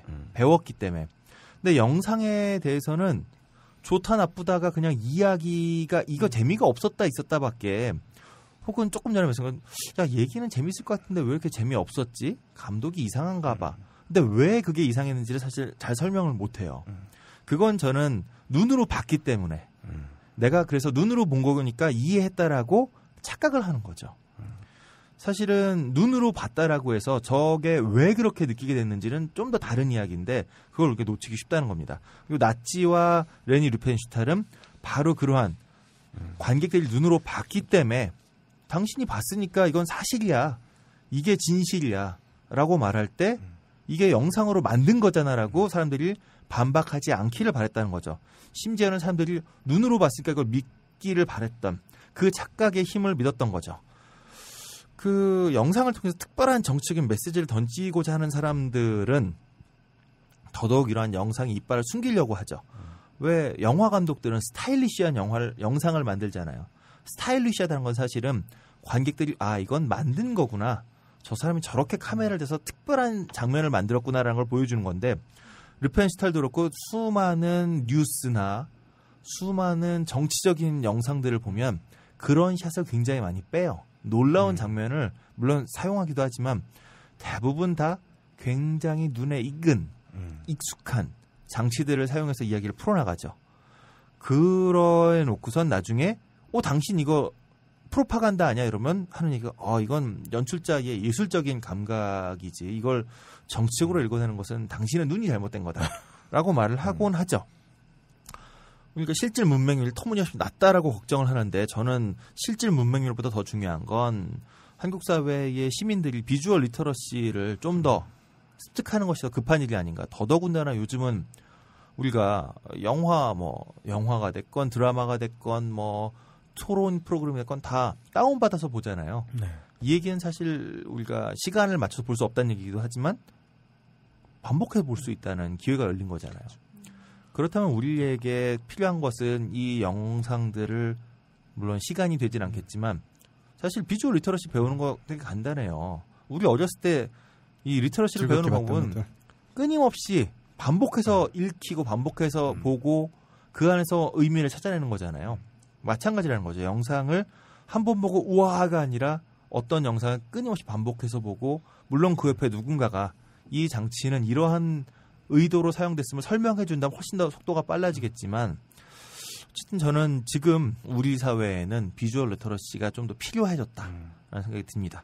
그냥 초딩들한테 국어, 영어, 수학처럼 영상 읽기를 가르치는 건 어떨까 그런 생각이 들기도 해요. 그 영상 읽기의 가장 기본이 컷수를 세보는 거거든요. 그렇죠. 예.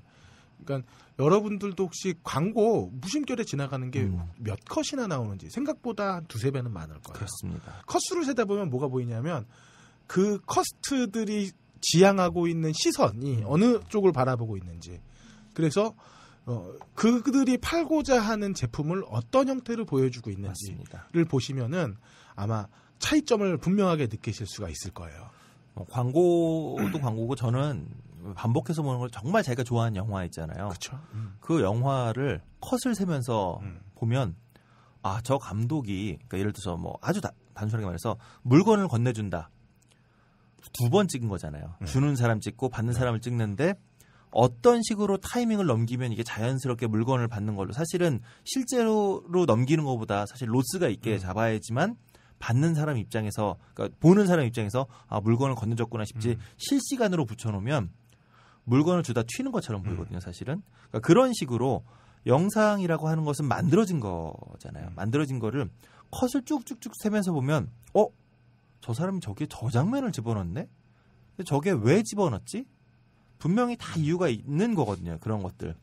그 블레이드 러너 같은 영화 우리 지난주에 얘기했었는데 그게 별거 아닌 정말 몇 컷 바뀌었는데 나중에 영화의 감상이 완전히 바뀌잖아요. 물론 장면도 바뀌었지만 컷 하나 두 개가 들어가는 게 어떻게 사람들의 생각을 바꿔놓는지를 우리가 한 번만 공부해보면 영상이라고 하는 게 현장에 카메라가 있었고 그거 담았으니까 이건 현장의 이야기야. 이건 사실이야. 과연 그러한가? 사실 지금 우리에게는 어떻게 영상을 읽을 것인가가 정말 중요한 시대고 그것을 우리는 한 번쯤 공부해 볼 시대가 되지 않았나. 이런 생각이 들어요. 지금 우리 정치에서 공포를 느끼는 게 꼭 호러 영화 같거든요. 호러 영화는 절대로 정보를 다 제공하지 않아요. 호러도 코믹 호러. 난 코믹인데 난 너무 무서워. 마찬가지. 지금 정부 아니야. 그냥 뭐 정부는 우리는 그냥 괴벨스가 만든 나치 선천 영화 보고 하는 거예요. 그런 정보들은 항상 부재돼 있어요. 정보가. 항상 호러 영화를 보세요. 저 심연 깊숙한 곳, 저 장롱 안, 저 문 뒤. 그러니까 무엇이 있는지 우리는 모르기 때문에 무섭거든요. 솔직하게 보여준다면은 사실 우리 두려워하진 않을 거예요. 그리고 저들은 그걸 지금 이용하고 있죠. 정보의 부재라는 게 그런 거죠. 히틀러는 연설문을 보고 읽어요. 근데 영화 속에는 로우 앵글로 잡았기 때문에 연설문을 읽는 히틀러의 시선이 느껴지지 않아요. 그냥 관객을 바라보는 것처럼 대중들을 바라보는 것처럼 보이죠. 근데 현장에 가서 보면 저 사람 연설문 읽고 있는 게 보이는 거죠. 물론 뭐 앞에 이렇게 스크립트를 줘도 물론 뭐 누구 얘기인지 모르겠는데 그냥 그 못 읽는 분들이 있더라고요. 요즘은. 근데 그렇더라도. 네. 스크립트 요즘 스크립트는 또 그렇잖아요. 저쪽에서는 그렇죠. 투명해요. 근데 읽는 사람 입장에서 보면 글씨가 적혀 있죠. 근데 정보의 부재라고 하는 건 영상 속에선 이 글을 읽고 있는 사람의 시선 그 뒤편에서 카메라가 없어요. 저쪽에서만 카메라를 대고 있는 거죠. 그렇기 때문에 저 사람이 무엇을 어떻게 읽고 있는지 알 수 없다는 거. 그때 간혹 그 배신의 정치 프로파간다를 설파하실 땐 놀라울 만한 문장력을 보여주시곤 하죠. 네. 단문에 강하신 분이 있어요 원래. 네. 예, 1시간 넘게. 그런가요? 예, 기나긴 요즘 같은 시대에 지하철에서 책 읽는 사람은 줄고 스마트폰으로 동영상을 보는 사람들은 훨씬 늘었는데 정말 영상을 문법적으로 읽는 연습들 그리고 컷수 세면서 보다 보면 어느 순간 이거 롱테이크다라고 깨달은 순간도 그렇죠. 오시게 됩니다. 그런 거에 대한 설명을 잘 해주셨고 우리가 영진공을 하고 있는 이유도 사실 맥락이 이거였기 때문에 그렇습니다. 그래서 비조님이 99회 전당 프로 이걸 잡으셨던 것 같아요. 예, 잘 들었습니다. 감사합니다. 수고하셨습니다. 영화 음악의 A to Z 영화 딴따라. 들어가겠습니다. 큐. 죄송해요. 자, 껄림 딴따라. 다시 갈게요. 자, 99회 영화 딴따라 그럴 걸림. 네, 사실은 제가 똥을 확 쳐버리고 싶었는데요. 네, 그건 아닌 것 같고 사실 제가 딴따라를 한다고 해놓고 되게 후회했습니다. 비올라랑 바이올린이 같이 있으면 큰 게 바이올린이라고 찝겠고 비올라가 커요. 비올라가 더 큰가요? 첼로랑 그냥 코미디로 알겠습니다. 첼로랑 콘트라베이스가 있으면 더 큰 게 콘트라베이스다라는 건 알고 있지만 두 개를 같이 놓고 차지를 못 찾는 사람입니다. 클라리넷과 색스폰 소프라노 색스폰이라고 하죠. 예, 그 차이를 아냐고 물어보면 모릅니다. 피리랑 플롯이 뭐가 다른지도 사실 모르고요. 베이스 기타 줄이 4개인 거는 얼마 전에 알았어요. 5개도 있어요. 예, 그래요. 6개도 있어요. 그런가요? 네. 요즘 7개짜리도 나왔더라고요. 그리고 펑크랑 펑크는 엊그저께 알았고요. 지난주에. 제가 어떻게 영화 음악을 하겠습니까? 근데 또 이런 생각도 했어요.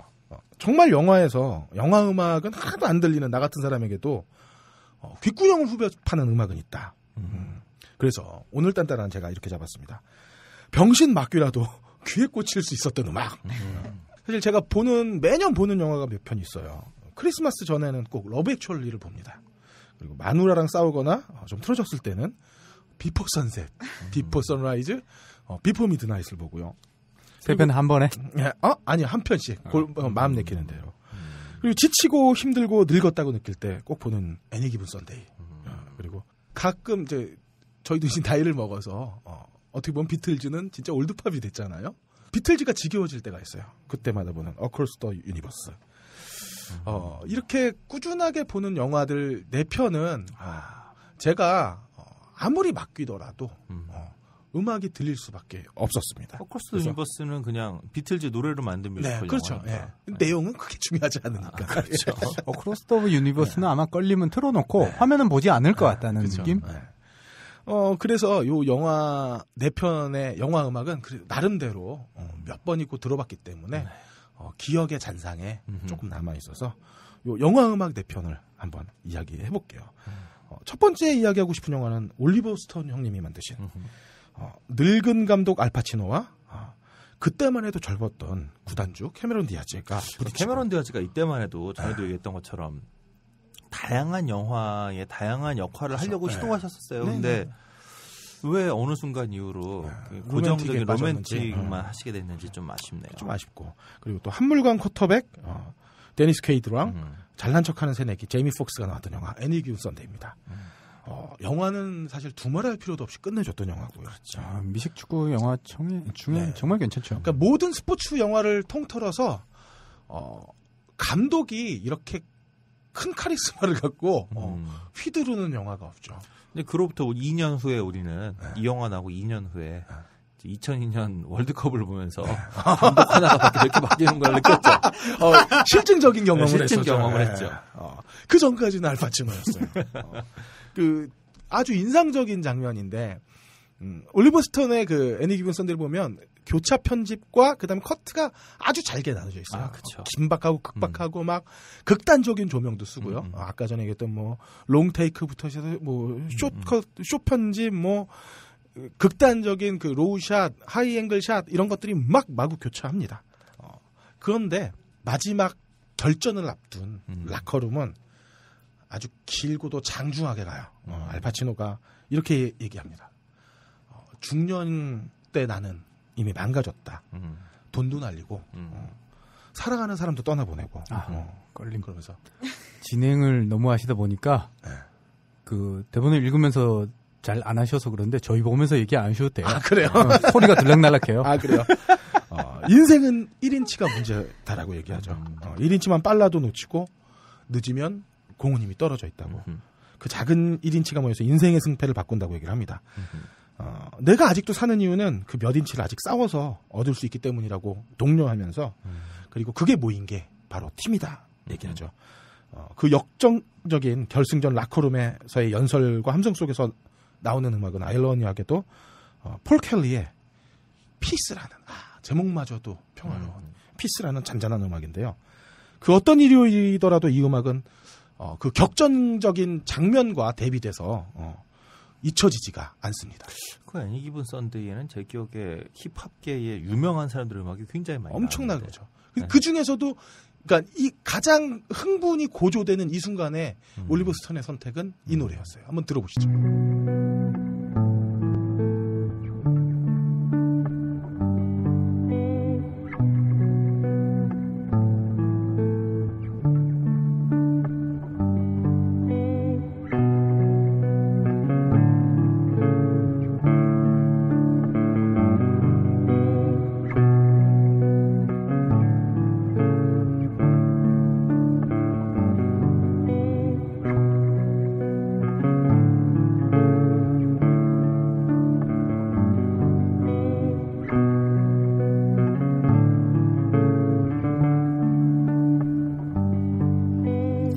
껄림 귀에는 그 힙합들은 안 들렸을 거고. 아하. 그렇죠. 그러니까 그거는 현란한 그 액션 씬들과 더불어서 그냥 묻혀 있어요.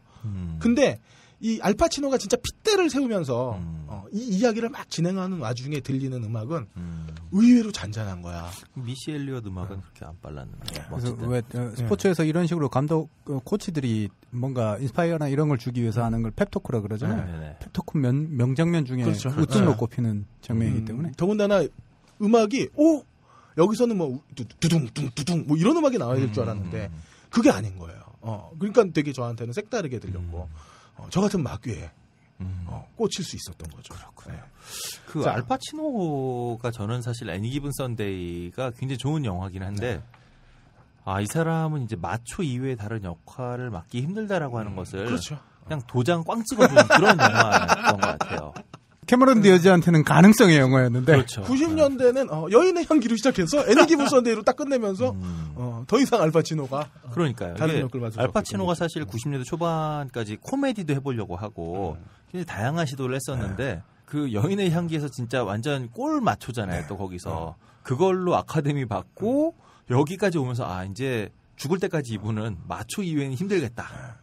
비슷한 배우가 로버트 드니로가 있는데 로버트 드니로는 변신해요. 변신을 하잖아요. 요번에 인턴이라는 영화에 칠순 먹은 인턴으로 또 나오던.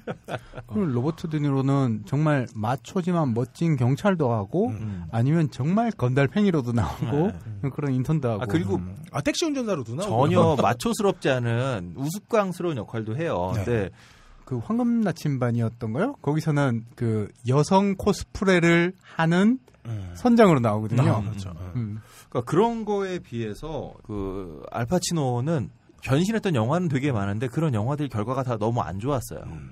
좀 아쉬운. 황금 나침반이 아니라 스타더스트. 그래요. 알파치노 얘기를 하자는 건 아니에요. 그건 아니고요. 네. 그 다음에 저의 인생을 같이 한 영화는 사실 20대와 30대와 40대를 같이 했던 영화가 하나 있어요. 비포 시리즈가 저와 인생의 궤를 같이 했죠. 비포 선라이즈, 비포 선셋, 그리고 비포 미드나잇. 껄림의 생활은 결혼 이전과 이후로 나뉘니까. 사실 영화는 많이 하시겠지만 이 영화는 꼭 3편을 같이 한번 보셨으면 좋겠어요. 쭉 이어서. 그리고 이 영화는 재밌는 게 세대기에 따라서 보는 관점이 좀 달라져요. 그래서 20대가 이 시리즈를 보면 1편은 리얼리티, 2편은 판타지, 3편은 호러로 보일 거고 30대가 이 시리즈를 보면 1편이 판타지, 2편은 리얼리티, 3편은 사회고발물로 읽힐 거예요. 가정 문제에 대한 40대가 된 저로서는 1편은 로맨스, 2편은 로망 느와르, 3편은 잔잔한 브로맨스물로 보일 것이다. 와이프는 이제 형제와 걔를 같이 하는 거죠. 그렇죠. 줄리 델핀이 이제 형이 되었죠. 그럼에도 불구하고 이렇게 통통하고 예쁜 여자는 줄리 델피 말고는 몇 명 본 적이 없어요. 줄리 델피가 3편 가면 통통하지 않아요. 통통하다기보다는 약간 뭐라 그러지 이거를? 왜 나이 들어가면서 통통하셨던 분이 왜 이렇게 살이 좀 빠지면서 그 세월의 무게가 묻어나는 이런 걸로 좀 약간 흘러내리는 듯한. 네, 그렇게 변했죠 이분이. 뭐 그래도 통통하시진 않다고 생각해요. 전 그리고 그게 이분의 리얼리티를 줬다. 그렇죠. 그리고 팔뚝이 되게 두꺼워졌어요. 그래서 함장이 말한 그 팔뚝 젖살. 어쨌든 줄리 델피는 그럼에도 불구하고 발랄하고 귀엽다. 그렇죠. 근데 그 이유는 내 와이프가 아니라서 아직도 귀여워 보이는 거다라고 얘기를 하고 싶고요. 왜 그럴까요? 와이프는 형제니까요. 아까 줄리 델피 형이라며요.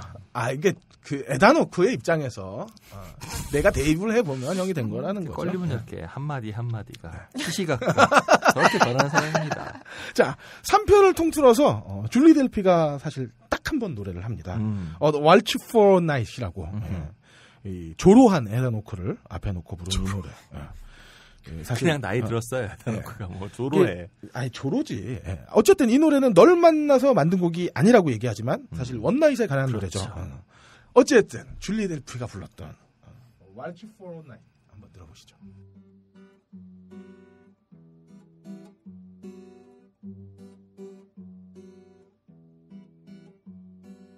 Let me sing you a waltz out of nowhere, out of my thoughts. Let me sing you a waltz about this one night stand. You were for me that night, everything I always dreamt of in life. But now 이게 원곡이 없어요. 그냥 진짜 이 영화를 위해서 만든 노래예요. 근데 그 제가 알기로 아이튠즈에서 되게 많이 팔렸던 걸로 알고 있어요. 그리고 이 코드가 아마 C, D, G만 있을 거예요. 그거가 세 개가 계속 돌아가면서 나오는 노래라 초보자들이 또 이렇게 분위기 잡고 치긴 되게 좋고 특히 이 노래를 부를 때 줄리 델피의 표정이 진짜 사랑스럽죠. 기가 막힙니다. 코드 3개까지만 해도 딴따라였는데. 이게 코드 3개라서 진짜 한국에서도 이 노래 치잖아요. 그 N모 사이트나 D모 사이트 치면 이 노래의 기타 코드가 그렇게 많이 나와요.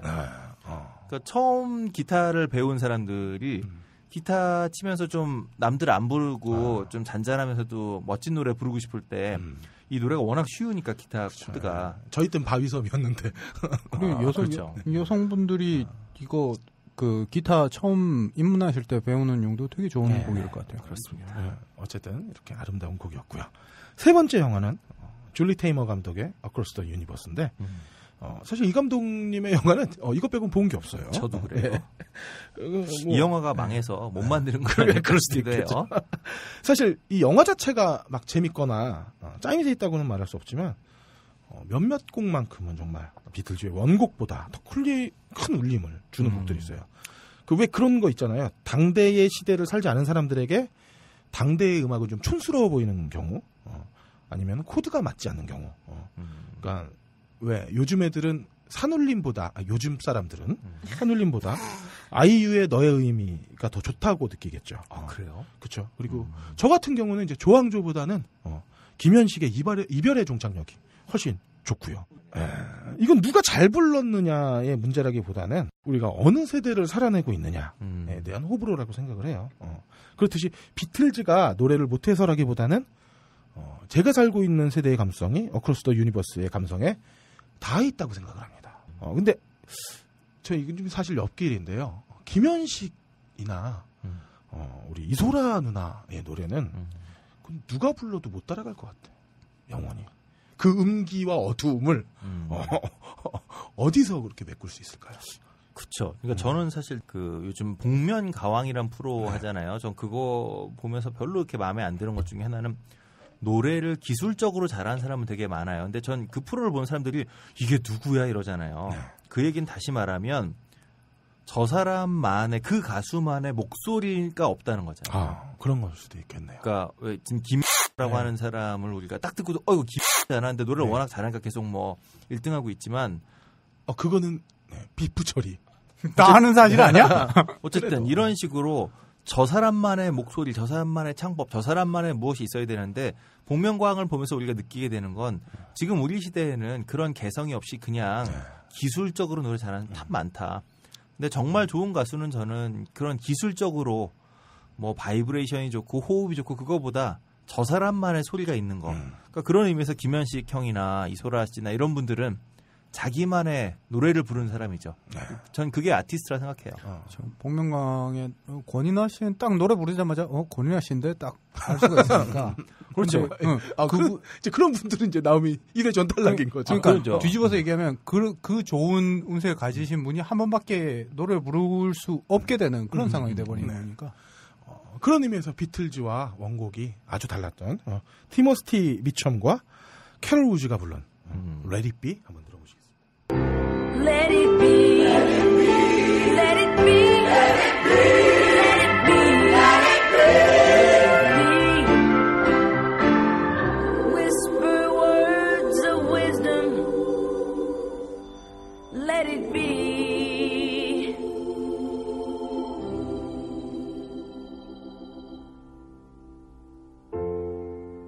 이게 그 흑인 폭동 나오고 네, 그 같이 기타 치던 그 양반이 이제 나오면서 나오는 거죠. 아이가 그러니까 그 친구가 베트남 파병 갔다가 죽으면서 나오고 폭동 있는 자리에서 흑인 아이가 부르기 시작합니다. 그렇죠. 예. 근데 이 죽음이 교차하면서 나오는 노래죠. 그 저는 개인적으로 어크로스 유니버스를 되게 좋은 영화, 잘 만든 영화라 생각을 하는데 흥행에 너무 크게 실패해서 말 그대로 참패를 했죠. 네, 참패를 했는데 그 이 영화는 메이킹 과정도 한번 관심 있는 꼭 보셨으면 좋겠는 게 이 비틀즈의 노래를 이게 이제 60년대잖아요 배경이 그 시대를 어떻게 그려낼 것인가에 대해서 정말 감독하고 그 스태프들이 고민을 하거든요. 치열하게 고민해서 그 장면들이 되게 많이 나와요. 그리고 그래서 그 배우들의 오디션을 볼 때도 요구하는 게 뭐 대사가 좋으냐, 뭐 딕션이 좋으냐 이런 걸 보는 게 아니라 저 사람이 어떠한 장면을 어떻게 노래해낼 수 있는가를 되게 중시하고 그러니까 노래를 기술적으로 잘해도 감정에 안 살아나면 뭐 저분에겐 그 어떤 감정이 없다 뭐 이런 식의 얘기하고 이런 게 되게 많이 나오거든요. 한번 관심 있는 분들은 영화 괜찮습니다. 네. 보시길 추천드리네요. 자, 그리고 제 마지막 영화는 러브 액츄얼리인데요. 사실 이게 저도 아버지 영향을 많이 받은 것 같아요. 아버지가 늘 배너, 타워링, 카사블랑카를 매년 복습하셨어요. 그 영향을 저도 크게 받은 것 같고요. 이 영화는 사실 너무 유명하니까 다른 이야기 할 필요는 없는 것 같고 엠마 톰슨 이야기만 살짝 하고 가겠습니다. 왜 여기서 알람 링맷 이 양반은 스네이프 교수보다 더 나쁜 새끼로 나옵니다. 근데 뭐 나쁜 새끼라고 말할 수는 없어요. 뭐 그저 금목걸이 하나 젊은 비서에게 선물한 것 뿐이니까요. 저라도 그렇게 예쁜 여자가 있다면 안 넘어갈 수 있을지 사실 자신할 수 없는 게 솔직한 심정입니다. 그래서 나쁜 새끼라고 말할 수 없다라고 얘기하신 거예요. 그래서 다행히 껄림에겐 벌어지지 않아요. 근데 제가 충분히 있는데 그런 일이 없게끔 일단 제가 열심히 먹습니다. 살찌워서 사전에 그런 불상사를 예방하는 어떤 그런 노력을 기울이고 있다. 그래서 성인병을 담보로 가정을 지키고 있는 한 남자의 슬픈 이야기. 그쵸. 라고 생각하시면 껄림이 되겠습니다. 뭐 혈압도 높고 그렇죠. 짜게 먹고 아무튼 인생은 그래요. 볼품 없어진 자신에게 관심 없는 남편은 사실 기껏 구박받고서는 매년 주었던 스카프 대신에 조니 미첼 CD나 선물하죠. 그게 걸리지만 않았더라면 좋았을 텐데 자신에게 줄 거라 믿었던 목걸이는 젊은 여비서의 목걸이에 걸렸죠. 토끼 같은 아이들 앞에서 화내고 울 수 없으니까 엠마 스톤은 조용히 안방으로 갑니다. 화면은 엠마 스톤을 가운데 두지 않아요. 엠마 톰슨. 엠마 톰슨. 왜 자꾸 엠마 스톤을 거기 엠마 대입시켜? 엠마 스톤이 이뻐. 그래서 그래. 자, 엠마 톰슨을 그래, 가운데 두잖아요. 예. 난 너무 이뻐요. 그는. 어쨌든 멀리서 이 방 전체의 왼쪽에 벽을 보고 있는 그녀를 바라보기만 할 뿐이죠. 화면은 정리되고 안정된 방에서 엠마 톰슨이 결정할 수 있는 건 없어요. 그녀는 저 가정을 깰 용기가 없죠. 이미 늙었고 아이들의 행복만이 그녀의 전부가 되어 있으니까요. 또 수상의 동생이라는 짐도 있습니다. 대놓고 화내지 못하는 그녀의 현재는 바라보고 있는 벽만큼 답답하죠. 그때 이제 엠마 톰슨에게 하우스 오브 카드를 줘야 되는데. 그러게 말이에요.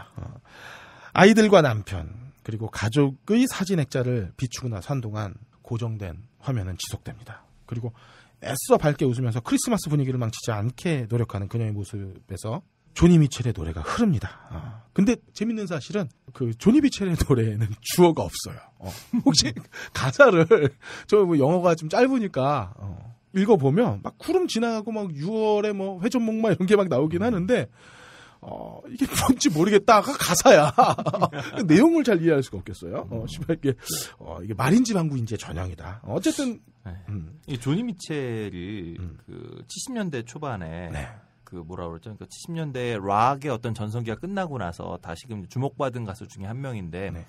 이 사람의 특징이 그러니까 70년대의 성격이기도 한데요. 네. 60년대 말에 정말 활활 불타오르는 음악들이 나왔다라고 한다면 조니 미첼의 70년대를 열었던 조니 미첼의 음악들은 굉장히 차분하고 근데 그 차분함이 가만히 읽어보면 뭐 남자친구와 헤어졌는데 그 헤어짐에 대해서 60년대의 락이었다면 저 새끼 찢어 죽일 거야 뭐 이런 얘기가 나왔을 거라면 이 사람은 지금 말씀하신 것처럼 저런 식의 관조하고 후회하고 그렇지만 걔도 어딘간 아플 거야라고 하는 그런 정서로 넘어가죠. 그게 사실은 70년대에 그러니까 60년대 활활 타오르던 플라워 제네레이션이 꺾어지면서 그 세대의 이제 정서를 반영한 거다. 뭐 이제 그렇게 얘기를 하기도 하는데 아마 그러한 자니 미첼의 노래가 그 정서가 아마 여기에 그대로 투영을 한 거겠죠. 이 장면에. 저 자신에게도 이제 투영을 하는 건데 팔 안 씻고 잔다고 엉덩이 발로 차 있고 그건 차야지. 왜 발 안 씻고 자요? 샤워하고 출근하려고 그러면 음식물 쓰레기 쥐어주고 하는 그 거역할 수 없는 삶. 이렇게 구박당해도 어디 나갈 수 없는 어떤 저의 삶이 반추가 되면서 감정이입이 된 것 같아요. 어쨌든 그래서 광고 잠깐 하자면 저의 그러한 이야기들은 곧 출간된 미국 대중음악 저와 김영대 군이 함께 번역한 책에서 확인해 볼 수 있습니다. 7월 말 출간입니다. 야, 요거 이렇게 엮이면 기분 나쁘다 이거 몰랐는데. 나도 얘기하다 보니까 떠올랐어요. 네. 그래서 마지막으로 고른 노래는 조니 미첼의 보스 사이즈 나우입니다. 그 노래가 그 노래예요. 네, 아무튼 이렇게 마지막 곡을 골랐고요. 마지막으로 끝맺기 전에 감사한 말씀을 남깁니다. 그리고 특히 함장님이랑 비조님께 감사합니다. 이분들의 열정이 아니었으면 지금까지 2년 동안 영진공이 거의 한 해도 빠지지 않고 오지 못했을 겁니다. 더불어 여러분의 한결같았던 응원에도 감사를 드리면서 이 음악을 들어보겠습니다. Rows and flows of angel hair and ice cream castles in the air and feather canyons everywhere. Looked at clouds that way, but now they only block the sun. They rain and they snow on everyone. So many things I would have done, but clouds got in my way. I've looked at clouds from both sides now, from up and down, and still somehow it's cloud illusions I recall. I really don't know clouds.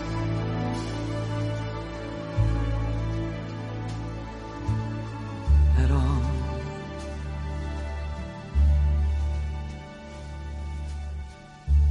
moons and Junes and Ferris wheels, the dizzy dancing way that you feel as every fairy tale comes real.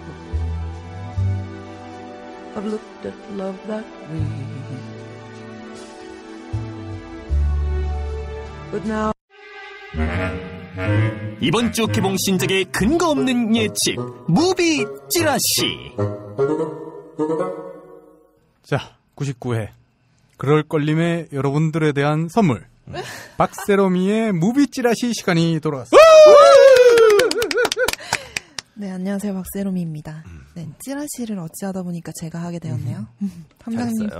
함장님의 목소리를 기대하신 분들에게 먼저 아무도 기대하지 않았을 거야. 죄송하다고 말씀 건네고 시작하겠습니다. 함장님은 지난주에 소개하신 영화 중에서 뭐 보셨나요? 저는 제가 소개했던 것 중에 손님을 봤습니다. 이렇게 책임지는 사람이 이 사람이. 네, 간단하게 말씀해 주세요. 소재 자체가 되게 뜬금없다고 생각했는데 그 당시 상황의 설정과 현재 우리나라 상황이나 이런 것들을 뭐랄까 좀 오밀조밀하고 디테일하게 맞춘 건 아니지만 말이 되게끔 만들어놨고, 그리고 보면서 실소를 금하지 못하는 부분도 생길 수 있고 꽤 흥미로운 부분이 있습니다. 극장 가서 보시면 좋을 것 같고요. 네, 잘 들었습니다. 네, 제가 너 자꾸 신음소리 내지 마. 나는데 어떡해요? 그래? 제가 이거 영화 고를 때 기준에 따라서 한번 적어봤거든요. 그리고 제가 점수 매길 지식 같은 게 없어서 그냥 안 볼 거다, 집에서 보겠다, 누가 보자면 보겠다, 극장에서 볼 거다, 이렇게 네 가지로 대신 답해드리겠습니다. 이게 더 지식이 많이 필요할 것 같은데? 명쾌하다. 네, 사전에 만약에 해비존님의 전당포를 들었다면은 비주얼 리터러시에 대한 기대감 이런 것도 좀 넣었을 텐데 안타깝고요. 넣은 거 저번에 올렸는데. 네, 세 가지 영화를 가져왔는데요.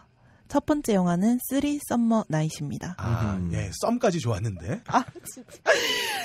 한국 영화고요. 장르는 코미디입니다. 한국 코미디 영화를 볼 때 중요한 거는 저한테는 러닝타임이에요. 특히 청소년 관람 불가인 경우엔 더더욱이요. 이거 혼자서 영화관 잘 가긴 하는데 코미디 영화 경우에는 좀 힘들어요. 왜요? 코미디는 좀 혼자 가면 되려 우울해지더라고요. 혼자서 막 웃고 있다가 옆에 보면 아무도 없고 그러니까. 혹시 웃을 때 옆에 사람 어깨 때리고 막 이런 스타일인가요? 뭐 굳이 원한다면 때리죠. 네. 19세 이상 관람 가라면은 가족과 가기도 좀 머쓱하잖아요. 그렇다면 누구랑 가나요? 썸남 혹은 남자친구랑 가잖아요? 김태용 PD. 네? 여자 사람 친구랑 가도 되잖아요. 그러게. 뭐 그래도 되는데 저는 썸남 혹은 남자친구랑 갈래요. 네, 이때 러닝타임 굉장히 중요합니다. 러닝타임이 길면은 불쾌 지수가 상승할 가능성이 굉장히 높아요. 분명히 먹거리를 싸들고 갈 테잖아요. 그러면 왜요? 들어갈 때 저 팝콘이랑 콜라를 사들고 들어가는 스타일이시구나. 보통 저는 혼자 갈 때는 이런 거 안 싸들고 가는데 이제 맞춰서 그냥 데이트하면은 보통은 이제 사들고 가잖아요.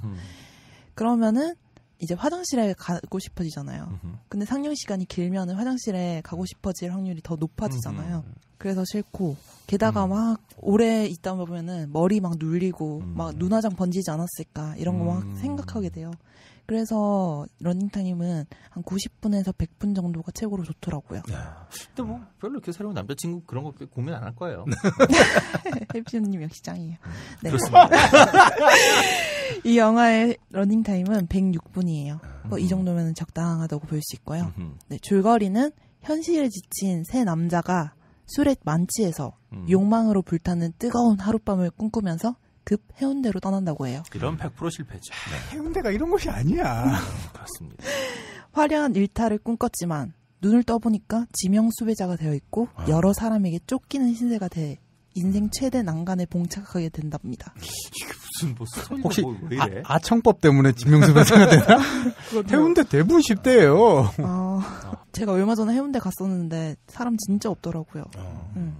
줄거리는 전혀 제게 어필을 하지 못합니다. 뭐 이럴 때 중요한 게 세 남자 아니겠습니까? 세 남자를 누가 맞느냐, 그러니까 표를 끊느냐 마느냐의 기준이 되겠습니다.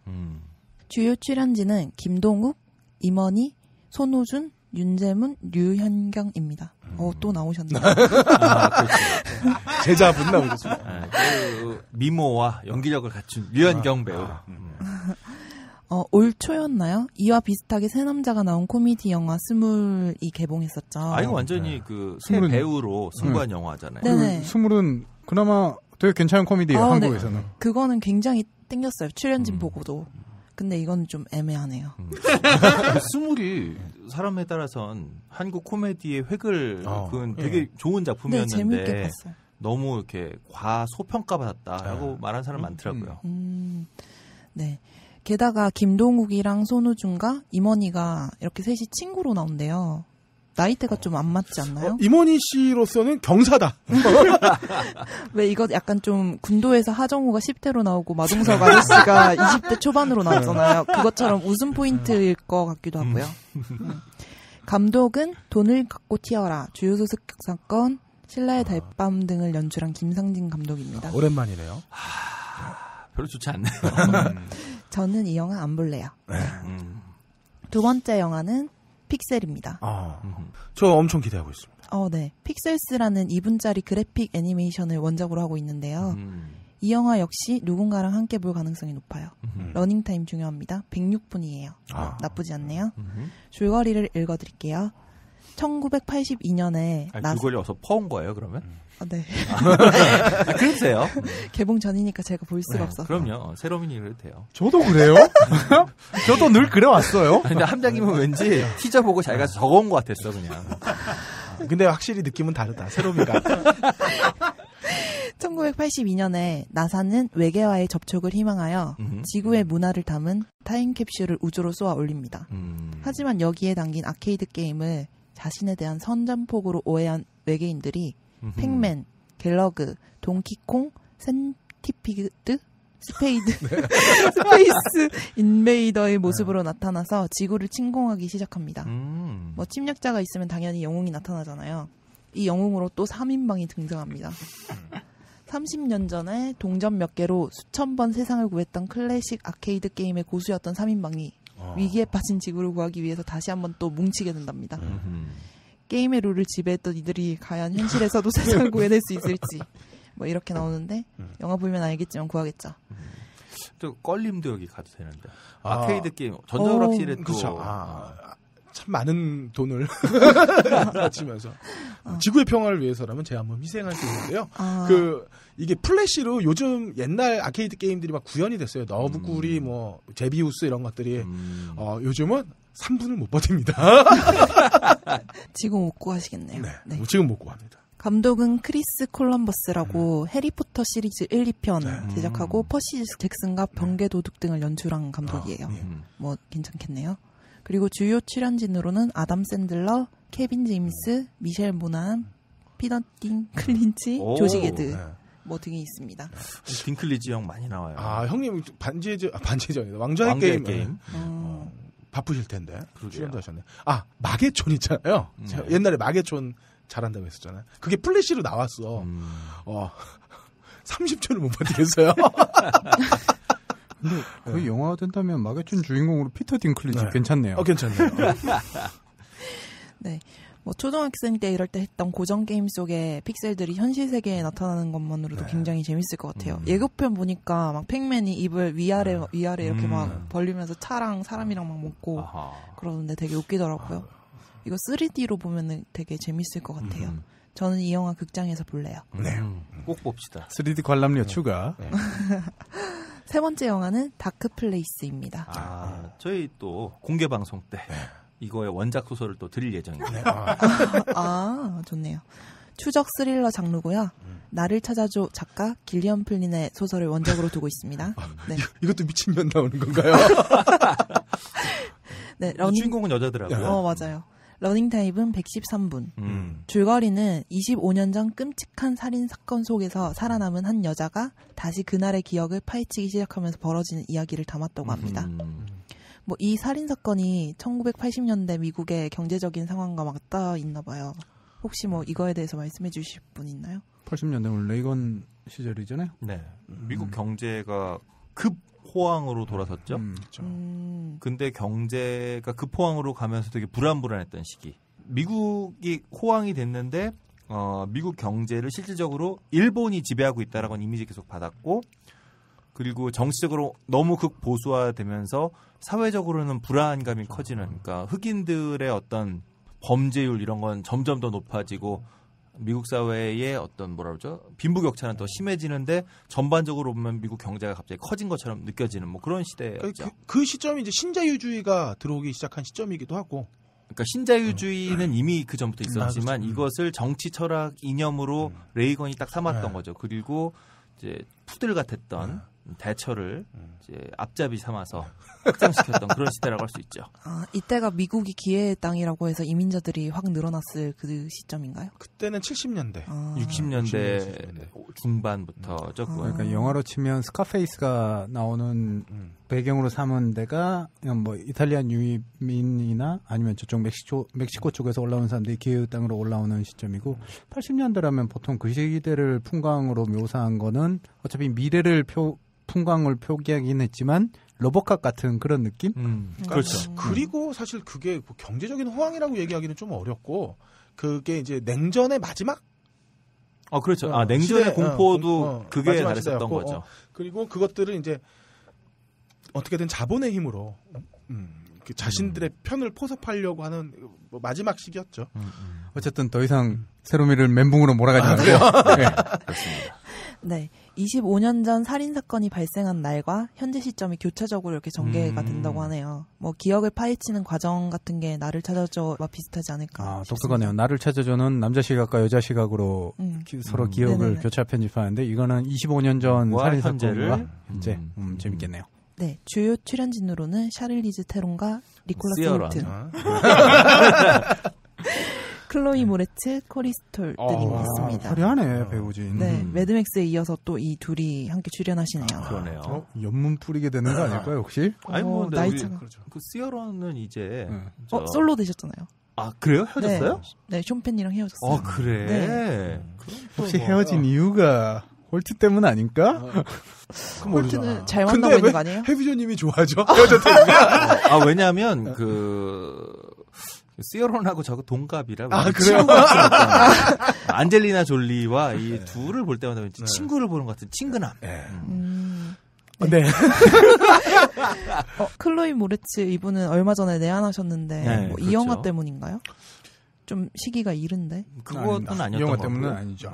네. 클레이 모레츠가 왔던 이유가 의류 브랜드인가? 아. 그것 때문에 들어왔던 걸로 기억해요. 네. 그리고 코리 스톨은 제가 굉장히 좋아합니다. 미드나잇 인 파리에서 해밍웨이로 분한 모습이 참 매력적이었어요. 그리고 감독은 질스 파겟 브레너입니다.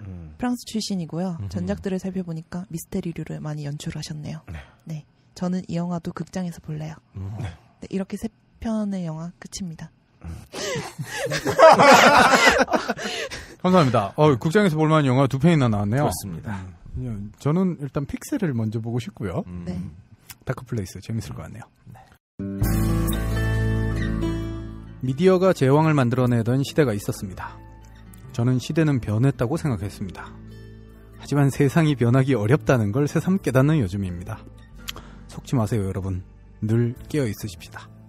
녹음 박세롬이, 효과 고승수, 제작 딴지일보, 진행의 함장이었습니다. 다음 주에는 딴지 영진공 100회 특집 공개방송 시즌1 피날레 기대해주세요.